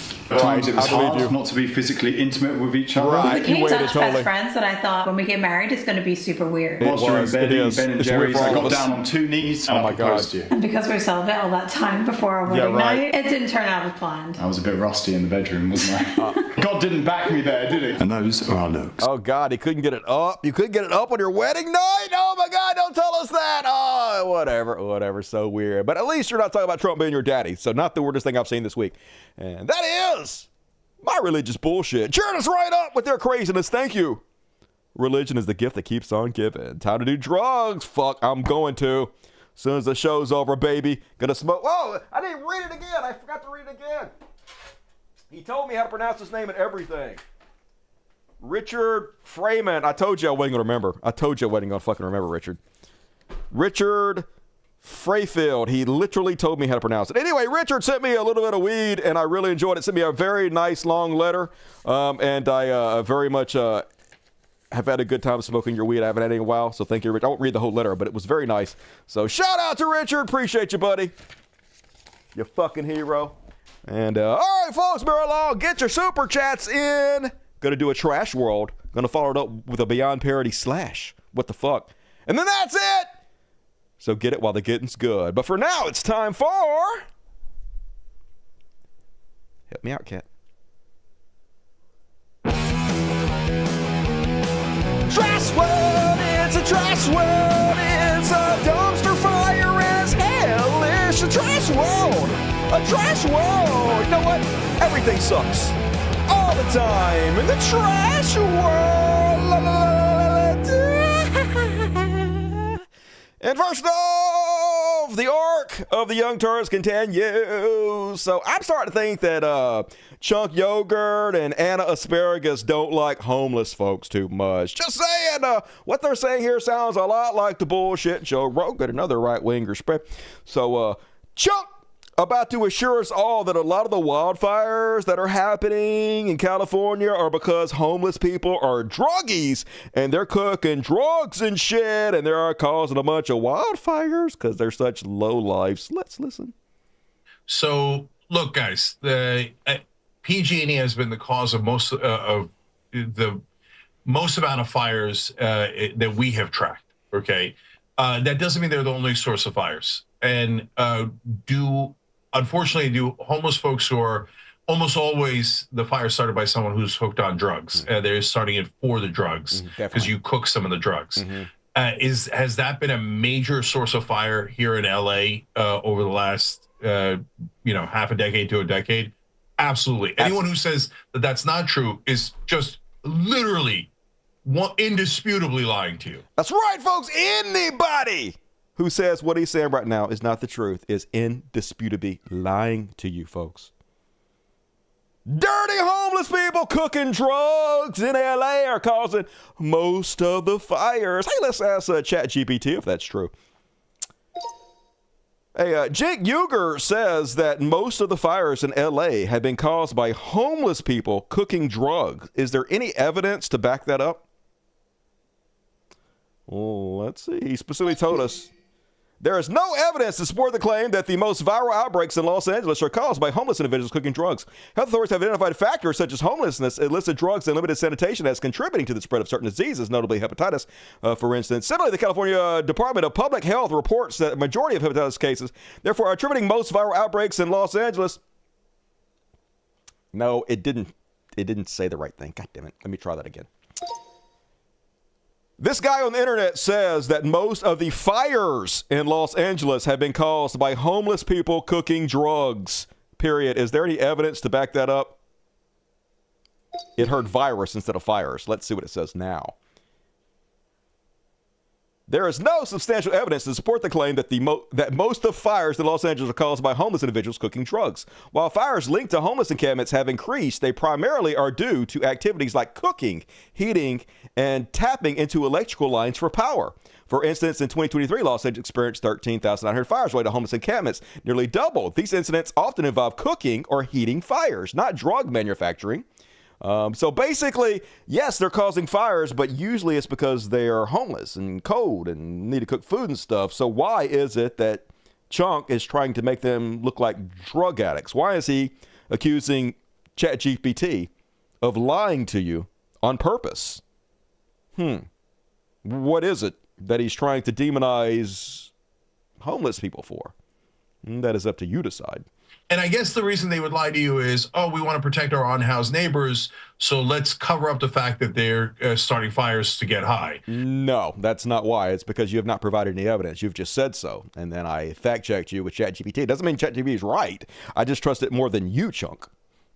So, but remember, not all homeless people are the same. That's the minority of homeless people. We're not trying to be, say anything disparaging about homeless people. You literally are, though. You seem to be spreading unverified rumors because you're trying to demonize homeless people and blame them for forest fires because they're all a bunch of drunkies, because you clearly have some kind of problem with fucking homeless people, right? You're spreading these right-wing narratives. Now, why you're doing this, why you are spreading information without evidence, that's up to you to explain.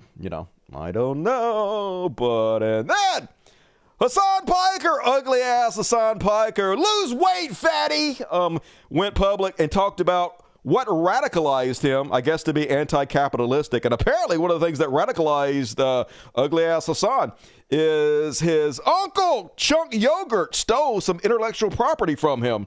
Your uncle sounds like a dick, dude.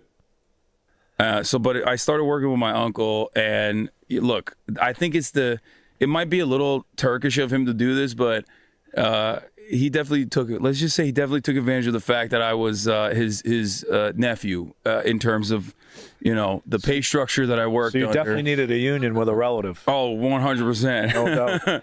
Exactly. They actually did unionize the producers, but that was after I had left. But there was definitely a little bit of issues there as well, and I think that was my third final radicalizing moment. I guess was I had this IP. This intellectual property of the show that I built out of for free that I did because I wanted to do it on the side. It's something I wanted, and I knew they were not gonna originally they were not gonna let me do it unless I do it for free, which is kind of lame. And this is your uncle's company. Yeah, it's my uncle's company. So I'm just I want to help. I want to be beneficial, and I also want to do this thing. I'll just do it. I'll just do the extra work for free on the side and maintain this thing so that I can prove that it's good. And so I did that. But it blew up. It got very popular. And instead of giving me additional funds to be here, let's build out the show more. Let's give you a writer. You stole it? Because I did this in the supply closet. Chunk basically. stole it? I put a green screen up there and I started filming myself. They were like, oh yeah, we're going to take this IP and we're going to give it to all the other hosts so we can make more of this type of videos without spending any extra money. And that's when I was like, damn, I have no ownership over this. I just don't have, I have no control over my hours. I have no control over this IP, this thing that I created, right? This thing that I put a lot of thought and effort into and I did for basically free. I don't control it. Oh, wow. Guess no one stabs you in the back like fucking family. Starting to think Chunk might be kind of a dick, y'all. Over in North Carolina, apparently they're going to force kids to say the Pledge of Allegiance. The only way you can opt out of it is to have your parents, I guess, write you a note that says you can't do it. But even then, you got to stand up and cross your heart while all the other people say it. You're forced to. Man, if there's anything that's going to make kids less patriotic, it's forcing them to do shit like this.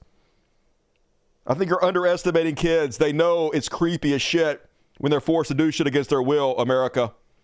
Just good God. Nothing says freedom like forcing people to say shit against their will.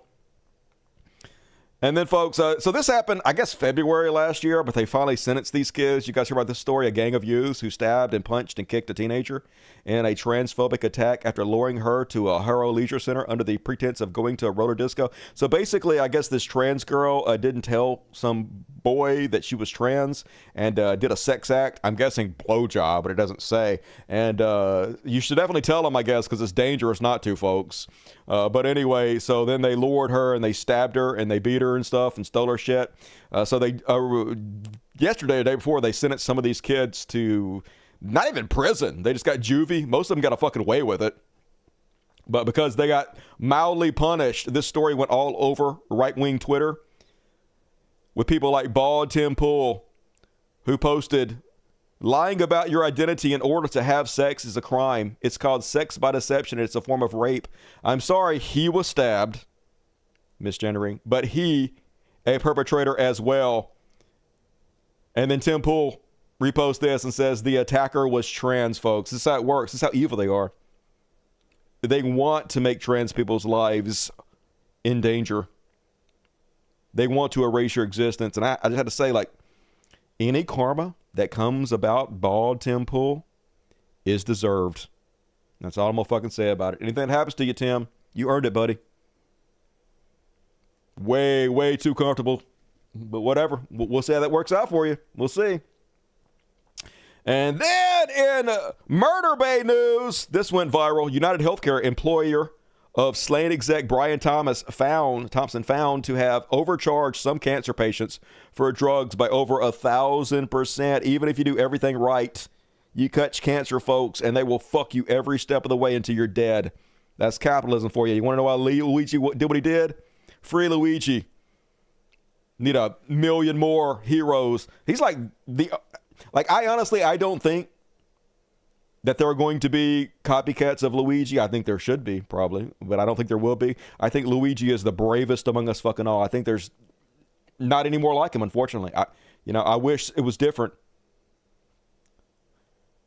Only one brave man in the whole fucking country, braver than I am. He's going to give up everything for this, folks. Everything. That's commitment. And, folks, the Washington Post has changed their slogan this week. Remember, it used to be "Democracy dies in the dark." If you don't know what that means, it means basically they're going to shed a spotlight on the stuff that politicians want to do in secret, because just allowing politicians to get away with whatever they want to do without holding them accountable, without writing articles about them, that destroys democracy. And we're not going to do that. We're the Washington Post. We're going to shine a giant goddamn spotlight on them. We're going to write articles about them. We're not going to let them get away with it, because if we did, it would be the end of democracy. Well, no more, folks. They've changed their fucking slogan, y'all. Do you know what they changed it to? I'm not making this up. The new slogan for Jeff Bezos, the second richest man in the world, his newspaper, Washington Post, new slogan: riveting storytelling for all of America. Riveting storytelling is what they're going with, folks. We're telling you amazing stories, America. We no longer give a shit about democracy dying in the dark, but we got some really cool stories to tell you. Man, that is dark, y'all. What a grim fucking timeline. Holy shit. Meanwhile, hundreds of Washington Post staffers have sent pleas to Jeff Bezos to change course before it's too late. They're terrified of what they're seeing. Hundreds of staffers at the Washington Post sent a letter to the newspaper owner, Jeff Bezos, on Wednesday, urging him to meet with the newsroom leaders amid a confidence crisis with the leadership. It's the most drastic steps staffers have taken to address the myriad of challenges facing the Post over the past year. Dude, if you thought the world's second richest man bought the Washington Times because he loved journalism and wanted the free press to reign, how stupid are you? Obviously, just like Elon Musk didn't buy Twitter because he loves free speech, Jeff Bezos didn't buy Washington Post because he loves fucking journalism. It's because he wants his message to fucking spread, dudes. Obviously, I'm sorry. A lot of fine journalists probably work for the Washington Post. Quit. It is not a place you want to work. It's a place that should go out of business yesterday. Fuck the Washington Post. And if you still associate with it, if you still work there, fuck you too, dude. I know a job's a job, but don't be part of evil. Also, cancel your subscription. And Oligarch taking over everywhere, folks. They're sounding the alarm bells. This Texas representative trying to warn folks about what's happening. There is something happening here in Texas. Here in the state capitol, a small band of Republicans and Democrats in the Texas House are coming together to stop two West Texas billionaires from taking over our state government.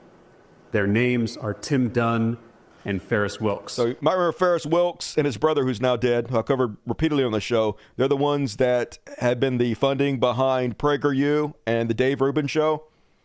They're the ones that have been funding all these right-wing influencers that have taken over everything. This is why I can't compete. This is why I don't have the funding, and the algorithm is completely against me. All these billionaires bought and paid for this, folks. And now they're taking over Texas even more than they already have. And they're the biggest Republican donors in the state. They've already bought our governor. They bought our lieutenant governor. They bought our attorney general. They bought our state senate.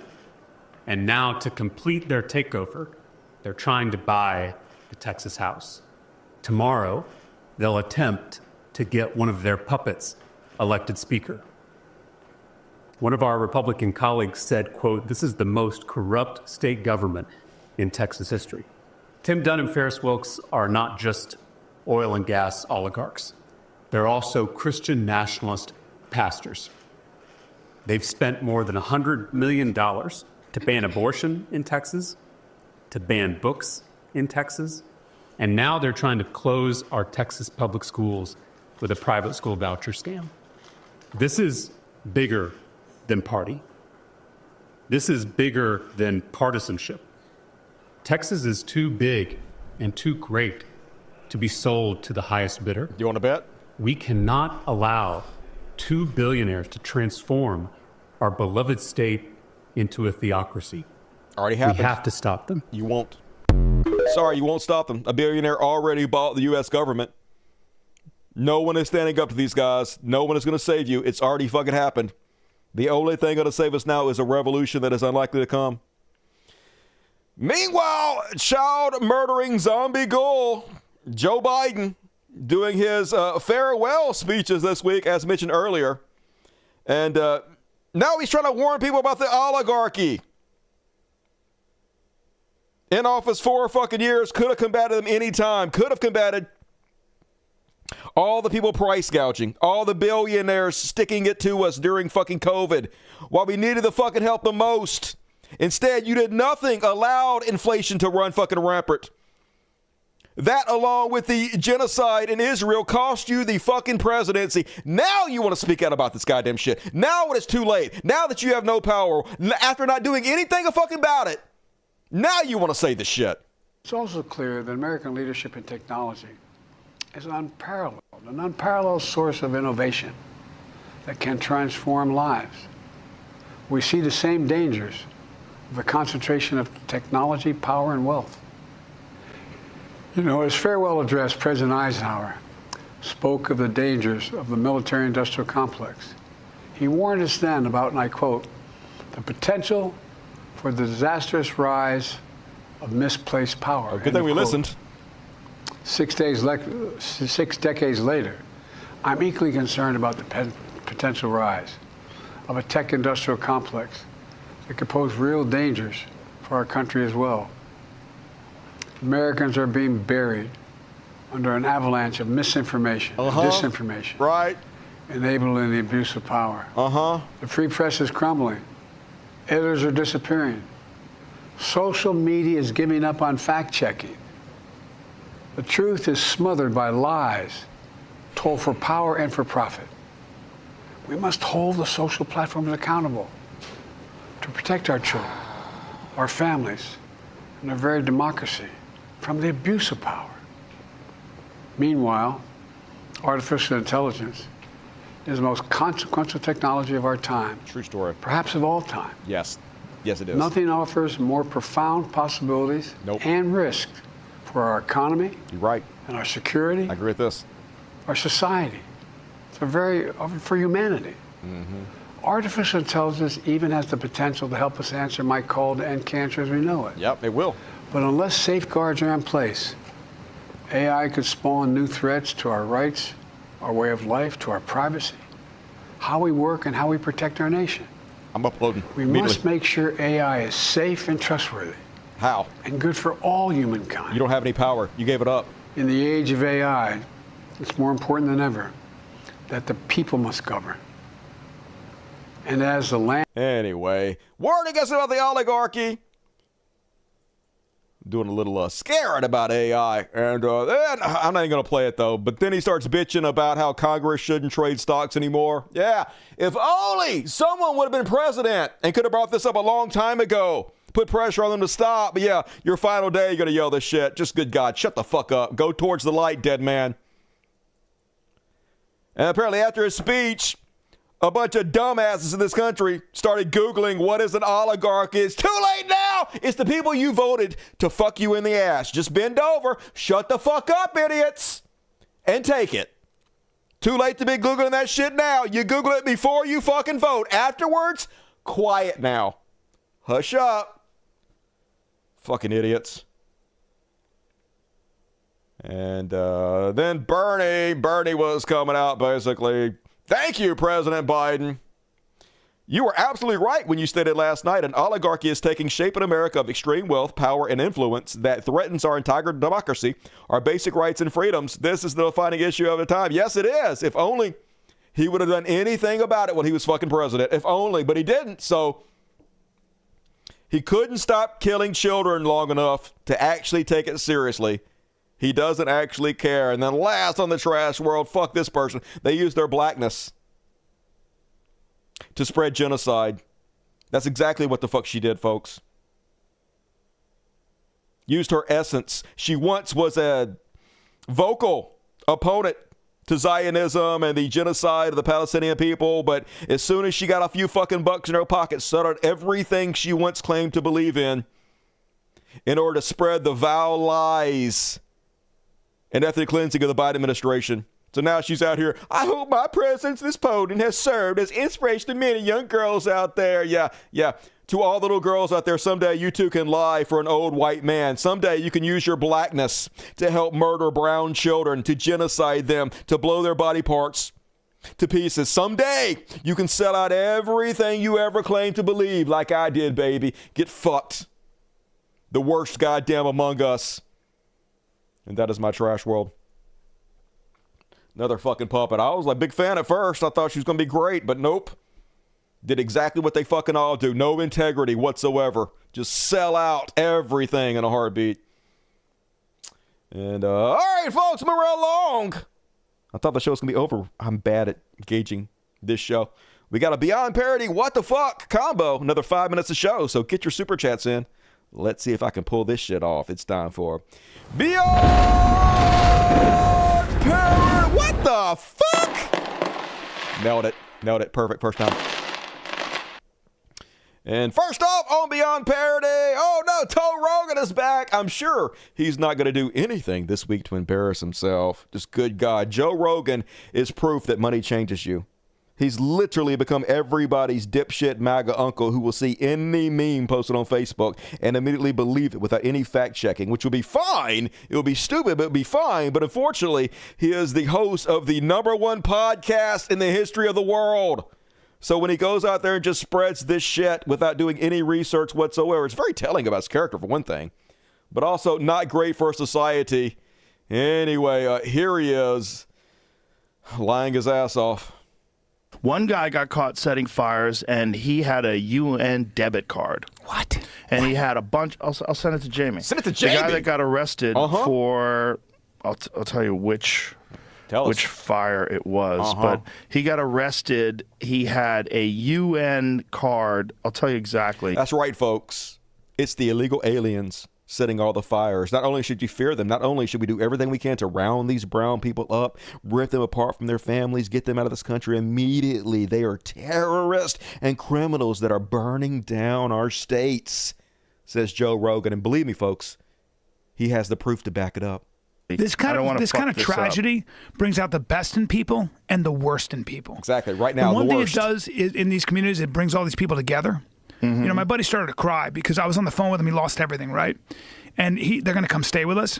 And he said, when I was on the phone, these people dropped by and dropped off clothes for them. And he's got a lot of money. And he started to cry, man. He was like, I can't tell you how many people have reached out. He had 5 cell phones and a United Nations prepaid debit card. I'm skeptical. Is this conspiracy? You're always skeptical. Is this conspiracy? I just don't want to be played. No, I think the New York Post did a thing about it. The New York Post. You know what I mean, though? I don't want to be New York Post is one of the most far-right rags in the world, but even that's not true. Played. I don't know what's true Maybe anymore. the New York Post didn't post that he had the debit card. Oh, yeah, what? I don't know what's I'm getting true this anymore. from the Texas Patriot Twitter account. You see? Yeah! I just spread bullshit to millions of people that I got from the Texas Patriot Twitter account. Ain't it funny? Isn't it hilarious that I just spread nonsense and bullshit to demonize immigrants? Isn't that awesome? I'm great, y'all. I told you. I'm already like, I don't know. They said that the New York Post has edited the info out of their article. Thank you. Why? Because it's not true? Spreading rumors, Joe Texas Rogan. Patriot account said that. Oh, so then... look at the comment below. You got played. Maybe not. Yeah. Maybe the New York Post are a bunch of pussies and a bunch of libtards. The New York Post is very conservative. I can't get 500 people to watch my show. This guy has millions, folks. America, what can you fucking say? Nothing you can do about it but cry like a bitch. And then, speaking of weird-ass Charlie Kirk, there's really only one way to react to Charlie Kirk when he comes live on the air on Fox News. And folks, this is not edited in. This is literally a live feed from Fox News. This is how it was broadcast to millions of people. Let me turn it up so you can hear it. For some reason, a lot of these Fox News clips are only in one ear, which sucks dick in a bad way. Anyway, here we go. Joining me now is someone who knows a little bit about this, Charlie Kirk, Turning Point USA founder. Shit. Charlie, it's great to see you. Oh, shit! Somebody says live on the air. About this, Charlie Kirk, Turning Point USA founder. Shit. Yeah, that's how I would respond to it. If you see Charlie Kirk anywhere, that is the only correct response. Oh, shit. And then, wait till you guys see how this story ends. Now, this is pathetic. I will say right off the bat, but that's not why it's in the Beyond parody. So this fucking abject loser is at, I guess, is it a Packers game or something? Philly? Anyway, yeah, Green Bay Packers. You know these football fans that think that they're somehow part of the team? They think the people on the field scoring touchdowns, there's them scoring touchdowns. Their whole personalities are wrapped up into how the people on the field are doing. The people on the field don't give a shit about you, and you have literally nothing to fucking do with it. How pathetic do you have to be to place your self-worth in the accomplishments of other fucking people? Just such a fucking pathetic loser. Anyway, so I guess this woman is here, and she's rooting for the other team. So he takes it upon himself to chastise her, call her a cunt, insult her and her boyfriend because they're on the opposite side. After reviewing the play, the runner was short of the goal line.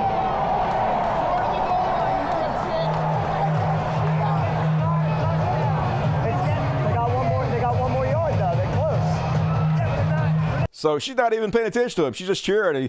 They got one more yard, you dipshit. They didn't make it, you dipshit, you fucking cunt.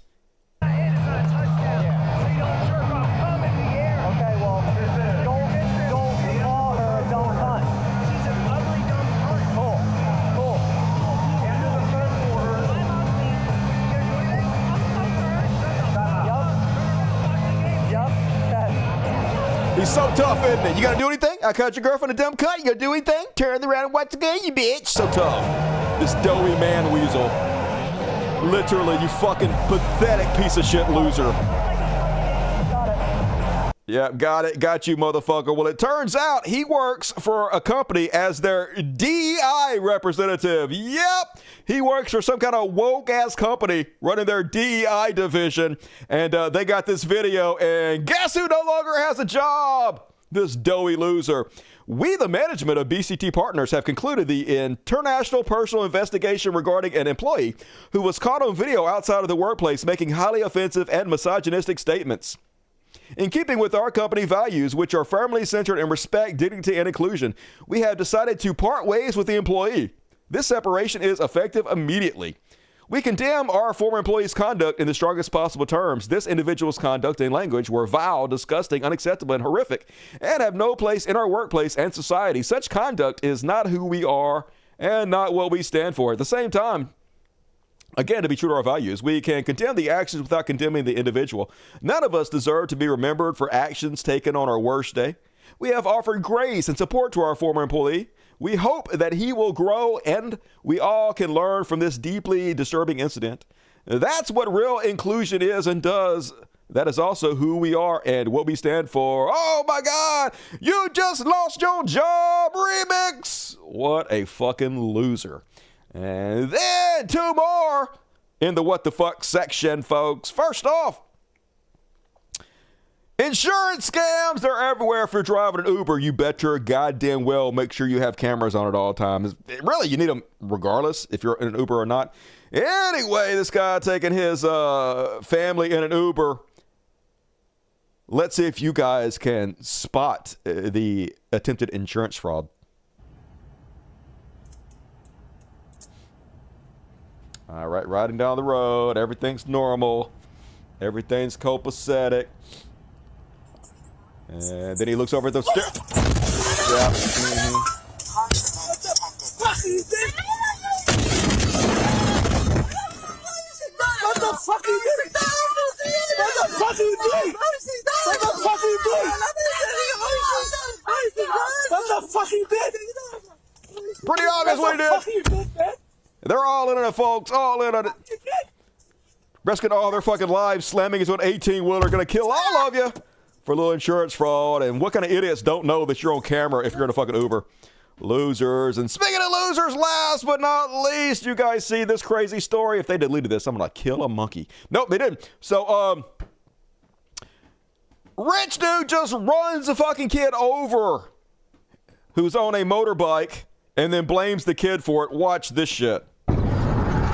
So this is the kid. It looks like it's a drone shot, but this kid has a camera on top of his motorbike, and he's driving, and here's what happens.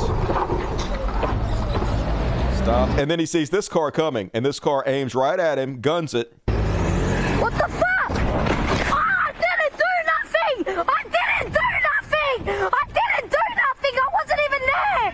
I wasn't even there! I know you didn't. I didn't do nothing! You didn't do anything. He's like, I know you didn't do anything. And then he blames the little kid. But you ran right in front of my car. No, he didn't. You literally aimed towards him and hammered it. So now he's going to blame him and his friends for terrorizing the neighborhood, driving around the bikes and being on a legal bike. But he's also going to claim he didn't do anything. Then why'd you run him over? Watch this shit. I know you didn't do anything. I didn't do nothing! I wasn't even there! I wasn't even there! I know you didn't. I didn't do nothing! No, you didn't do anything. Why?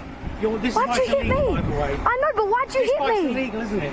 You ran in front of my car, I'm sorry. No, I'm sorry. You ran into my car, I'm sorry, he says. Good Lord. Your friend with the blue Howard, nice to meet you. Yes, nice to meet you too. Ah, shit. Pick this up, okay? Yeah, I'll pick up my bike. Okay. Right, now, first of all, understand this bike's completely legal. Shit. Can you fix my handlebars? There you go. Fucking hell, that hurts. This bike is completely... Yeah, you just ran over a little kid, dude. I'm sure it did hurt. I love how they shake hands, too. They're so polite still, even though you just ran a kid over. Legal, first of all. Yeah. Sorry? I know he is, yeah. They're ringing my doorbell every day. No, I didn't do it.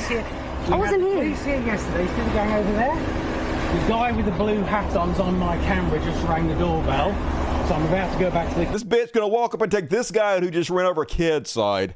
What a neighborhood of cunts. Police from the case from yesterday, where there were other witnesses. If I was you, buddy, I would go and I would vanish off. Yeah. Because the police are going to be back here. The guy with the blue hat on. Yeah, I think the police are going to be back there because you ran over a kid. Imagine the privilege to think that you can run over a fucking kid and nothing's going to happen. Although nothing really did happen to him, so I guess he's right.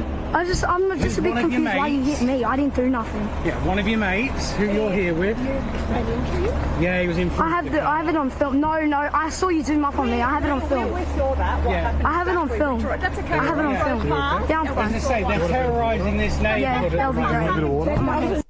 Yeah, they're terrorizing this neighborhood, so I ran over the little kid And here's the article about it. Apparently they just gave the guy a fine. Oh, but the good news, I guess good news is he's scared for his life because he says he's getting death threats now. Yeah, imagine. Gold Coast hospitality boss Howard Wright has been fined for driving in a dangerous manner after knocking a 12-year-old boy from his electric dirt bike. Footage of the shocking interaction, first reported on Gold Coast Bulletin, shows the moment the boy was allegedly hit. There is no suggestion that the hit was deliberate or intentional on Mr. Wright's part, except for, we fucking saw it. This is why journalism is dead. In the video filmed with the boy's helmet mounted GoPro and uploaded by him to Instagram, Mr. Wright Audi can be seen driving toward him. Moments later, the boy falls. He ran. We saw it, dude. I guess they're worried about being sued, but Mr. Wright, whose company owns 2 flashy bars at Paradise Point, then introduces himself before once again telling the boy, first of all, understand this bike is completely illegal. Scroll forward. A Go Plus spokesperson said Mr. Wright left the scene and attended the Runway Bay police station shortly after, where he was issued an infringement. In the days since, Mr. Wright's neighbors alleged the Bulletin that he had received death threats. Approached outside his home on Thursday, Mr. Wright declined to comment, saying only that it was a police matter and I am in fear for my life. Oh, shit! If it's not the consequences of our actions. He can't handle it right now. Of course he regrets it, one resident said. Yeah, well, bad life decision. He regrets it because of the constant personal fear of his house and car being trashed. I think Howard felt maybe he shouldn't have chased after the kid. Yeah, or maybe he should have ran him over. The fuck's wrong with these people? But anyway, enjoy your comeuppance, dickhead. Well deserved. All right, folks, that's my fucking show. Gonna do a quick after party here in a second, but and do a kiddie party too. But if you bail out, please hit the like button. But very importantly, please go sign up for my Patreon if you can. If you like my show, chip in while you can. If you like it, don't let it disappear, folks.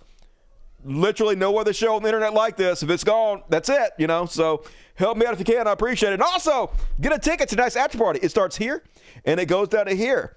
If we have time, I might show you guys some more of my electronic replica that I uploaded. I'm going to talk about that a little more, but we have a bunch of stuff to cover anyway, so probably won't even get there. From here, I said a bunch of stuff for you guys, so tune in tonight's after party. Looking forward to seeing you fucking there. And all right, going to read the super chats, and then we're going to do a little kitty party and get the fuck out of here. Water Polo Wizard, $10 Australian. What up, mates? I am very late because here are some dollary dues from Penance. For the kitties and the puppas. Man, my accent spot on. Thank you, Water Polo Wizard. Stella Rose, I love this show. Show loves you. Thank you for sharing your art with us. I do what I can. No, you're appreciated. You are. Love you, Sedona. We are cooked. I know, right? Hopefully deliciously. Have a drink on me, Dusty. Man, I ain't got no booze, but next time I have one, definitely will be on you. The EMFB. I depend on you, Dusty. Thank you. Hey, I depend on you guys, so it's symbiotic. Thank you, MJ.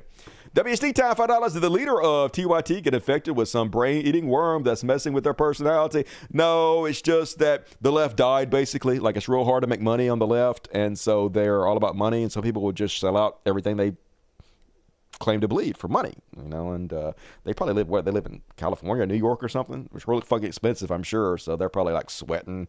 So they're doing whatever they can. I don't think their move is going to help them very much. I think it's short-sighted, but whatever, money is a hell of a fucking drug. They were totally different 5 years ago. Yeah, they are, baby. Life sucks. Don't ever put anybody on a pedestal. They'll only disappoint you. Got to raise my Social Security. What up, yeah? Sharon Pate, thank you for your $10. Springdale's the love. Fuck yeah. Peace to you, Sharon. Good to see you tonight. We are with you, Dusty. Hey, $50 from Jupe. I'm going to re-rate you sexy. We are with you, Dusty. Always Saturn. Fuck yeah, Jupe! Jupiter Quake, Jupiter, Jupe, Jupe, Jupe. You rock, Jupe. Everybody heap the love on the Jupe. Appreciate you. Jerry T, $20. As much as a ceasefire sounds nice, remember, it will all be like having a ceasefire in Hiroshima after the bombs drop. Yeah, even worse than that, right? Because they dropped way more TNT, the equivalent, in Palestine they did in Hiroshima. There is nothing left. True story. When they push the ceasefire, never forget what has happened. I even heard they're thinking about giving Donald Trump a Nobel Peace Prize, y'all. Just gotta laugh. You gotta laugh. Otherwise, I won't even finish that sentence. Thanks for the hard work you put in the show, Dusty. Hey, thank you, Mike Seffert. I do appreciate you guys supporting it. You guys make it possible, and it means a lot. Pixel Pusher, 5 more tickets. Fuck yes. If you got one of those free tickets, you get Pixel Pusher your love. And check the community section of YouTube, because there is a ticket to your night's after party. He just gave it to you, and you get a month's worth. You get not just a month's worth, all of them. It gives you all of them. So he just gave you for a month, you get the access to all of the after parties. So Pixel Pusher's your Huckleberry, and thank you, Pixel. And Smoke a Stew, $2. Delicious. For the Kiddies and Democracy, already read that. So nice, I'll read it twice, Helly D. Peace to you. Anything pop up? One ticket from Chud Oogs Falcon. Thank you, Chud. And one more from Water Polo Wizard. I hope the kid's parents sue him for everything he's worth. Oh, yeah, that kid's going to make a bank. Just pay for that kid's college. Although he's probably got a free college because they have a first world country, right? I'm very late. I already read that. Hell yeah. All right, folks, I'll be back Monday. We did it. We did 3 fucking shows this week. 1 show last week, 3 shows this week. Fuck yeah, Dusty. You pulled your shit together. I'm proud of me, y'all. And so, folks, thank you for joining me and hanging out with me all week long. And I'll be back on Monday for another episode of the world's finest program. Please hit the like button before you go. Please hit the subscribe button if you have not already done so. But also leave comments if you're watching, because the algorithm loves comments. It also loves watch time. So if you could watch a bunch of the show in the background or something, that'd be great. You'd be swell. I definitely appreciate it. And all right, love the shit out of you guys. You guys do something fun this weekend and think about me, because I earned it. And we got there we go. Got oh look, Baby Yoda. I see you, Baby Yoda. Everybody sees you, Baby Yoda. We see you. Cute little sack of shit, always trying to hide from the camera. And we got a Half Stash, Piper, and Precious over here, and Pretty Boy's here. I guess Pretty Boy too good to get up and get any fucking treats. Whatever, you spoiled motherfuckers. They're like, we ain't even moving 10 inches to get no treats from you, Daddy. You'll just give it to us later. And I will. I'm such a pussy. All right, folks, love the shit out of you. I'll see you guys day after tomorrow. Hope there's no porn here. Just ignore all the porn. It's mostly just pictures of Donald Trump in a Speedo, so it's fine. And all right, I'm going to play my hit song, Crush, to play us out with. Good night, everybody. When you look at me, I turn away. Can't think of the right words to say. The sight of you just makes me blush, 'cause you're my secret. Crush, crush, crush, crush, crush. You're crazy. Good night. Baby, all I do is dream of your touch. I never wanted anything this much. Yes, after party. There is one. Yes, I just told you all about it. But this time I'd rather leakage, yeah. The sight of you just makes me blush. Crush, crush, crush, crush, crush. What do you mean turn that off? That's fucking catchy as shit, motherfucker. Don't even lie. All right, it's only 30 seconds long, though. Switch over now. Good night, everybody.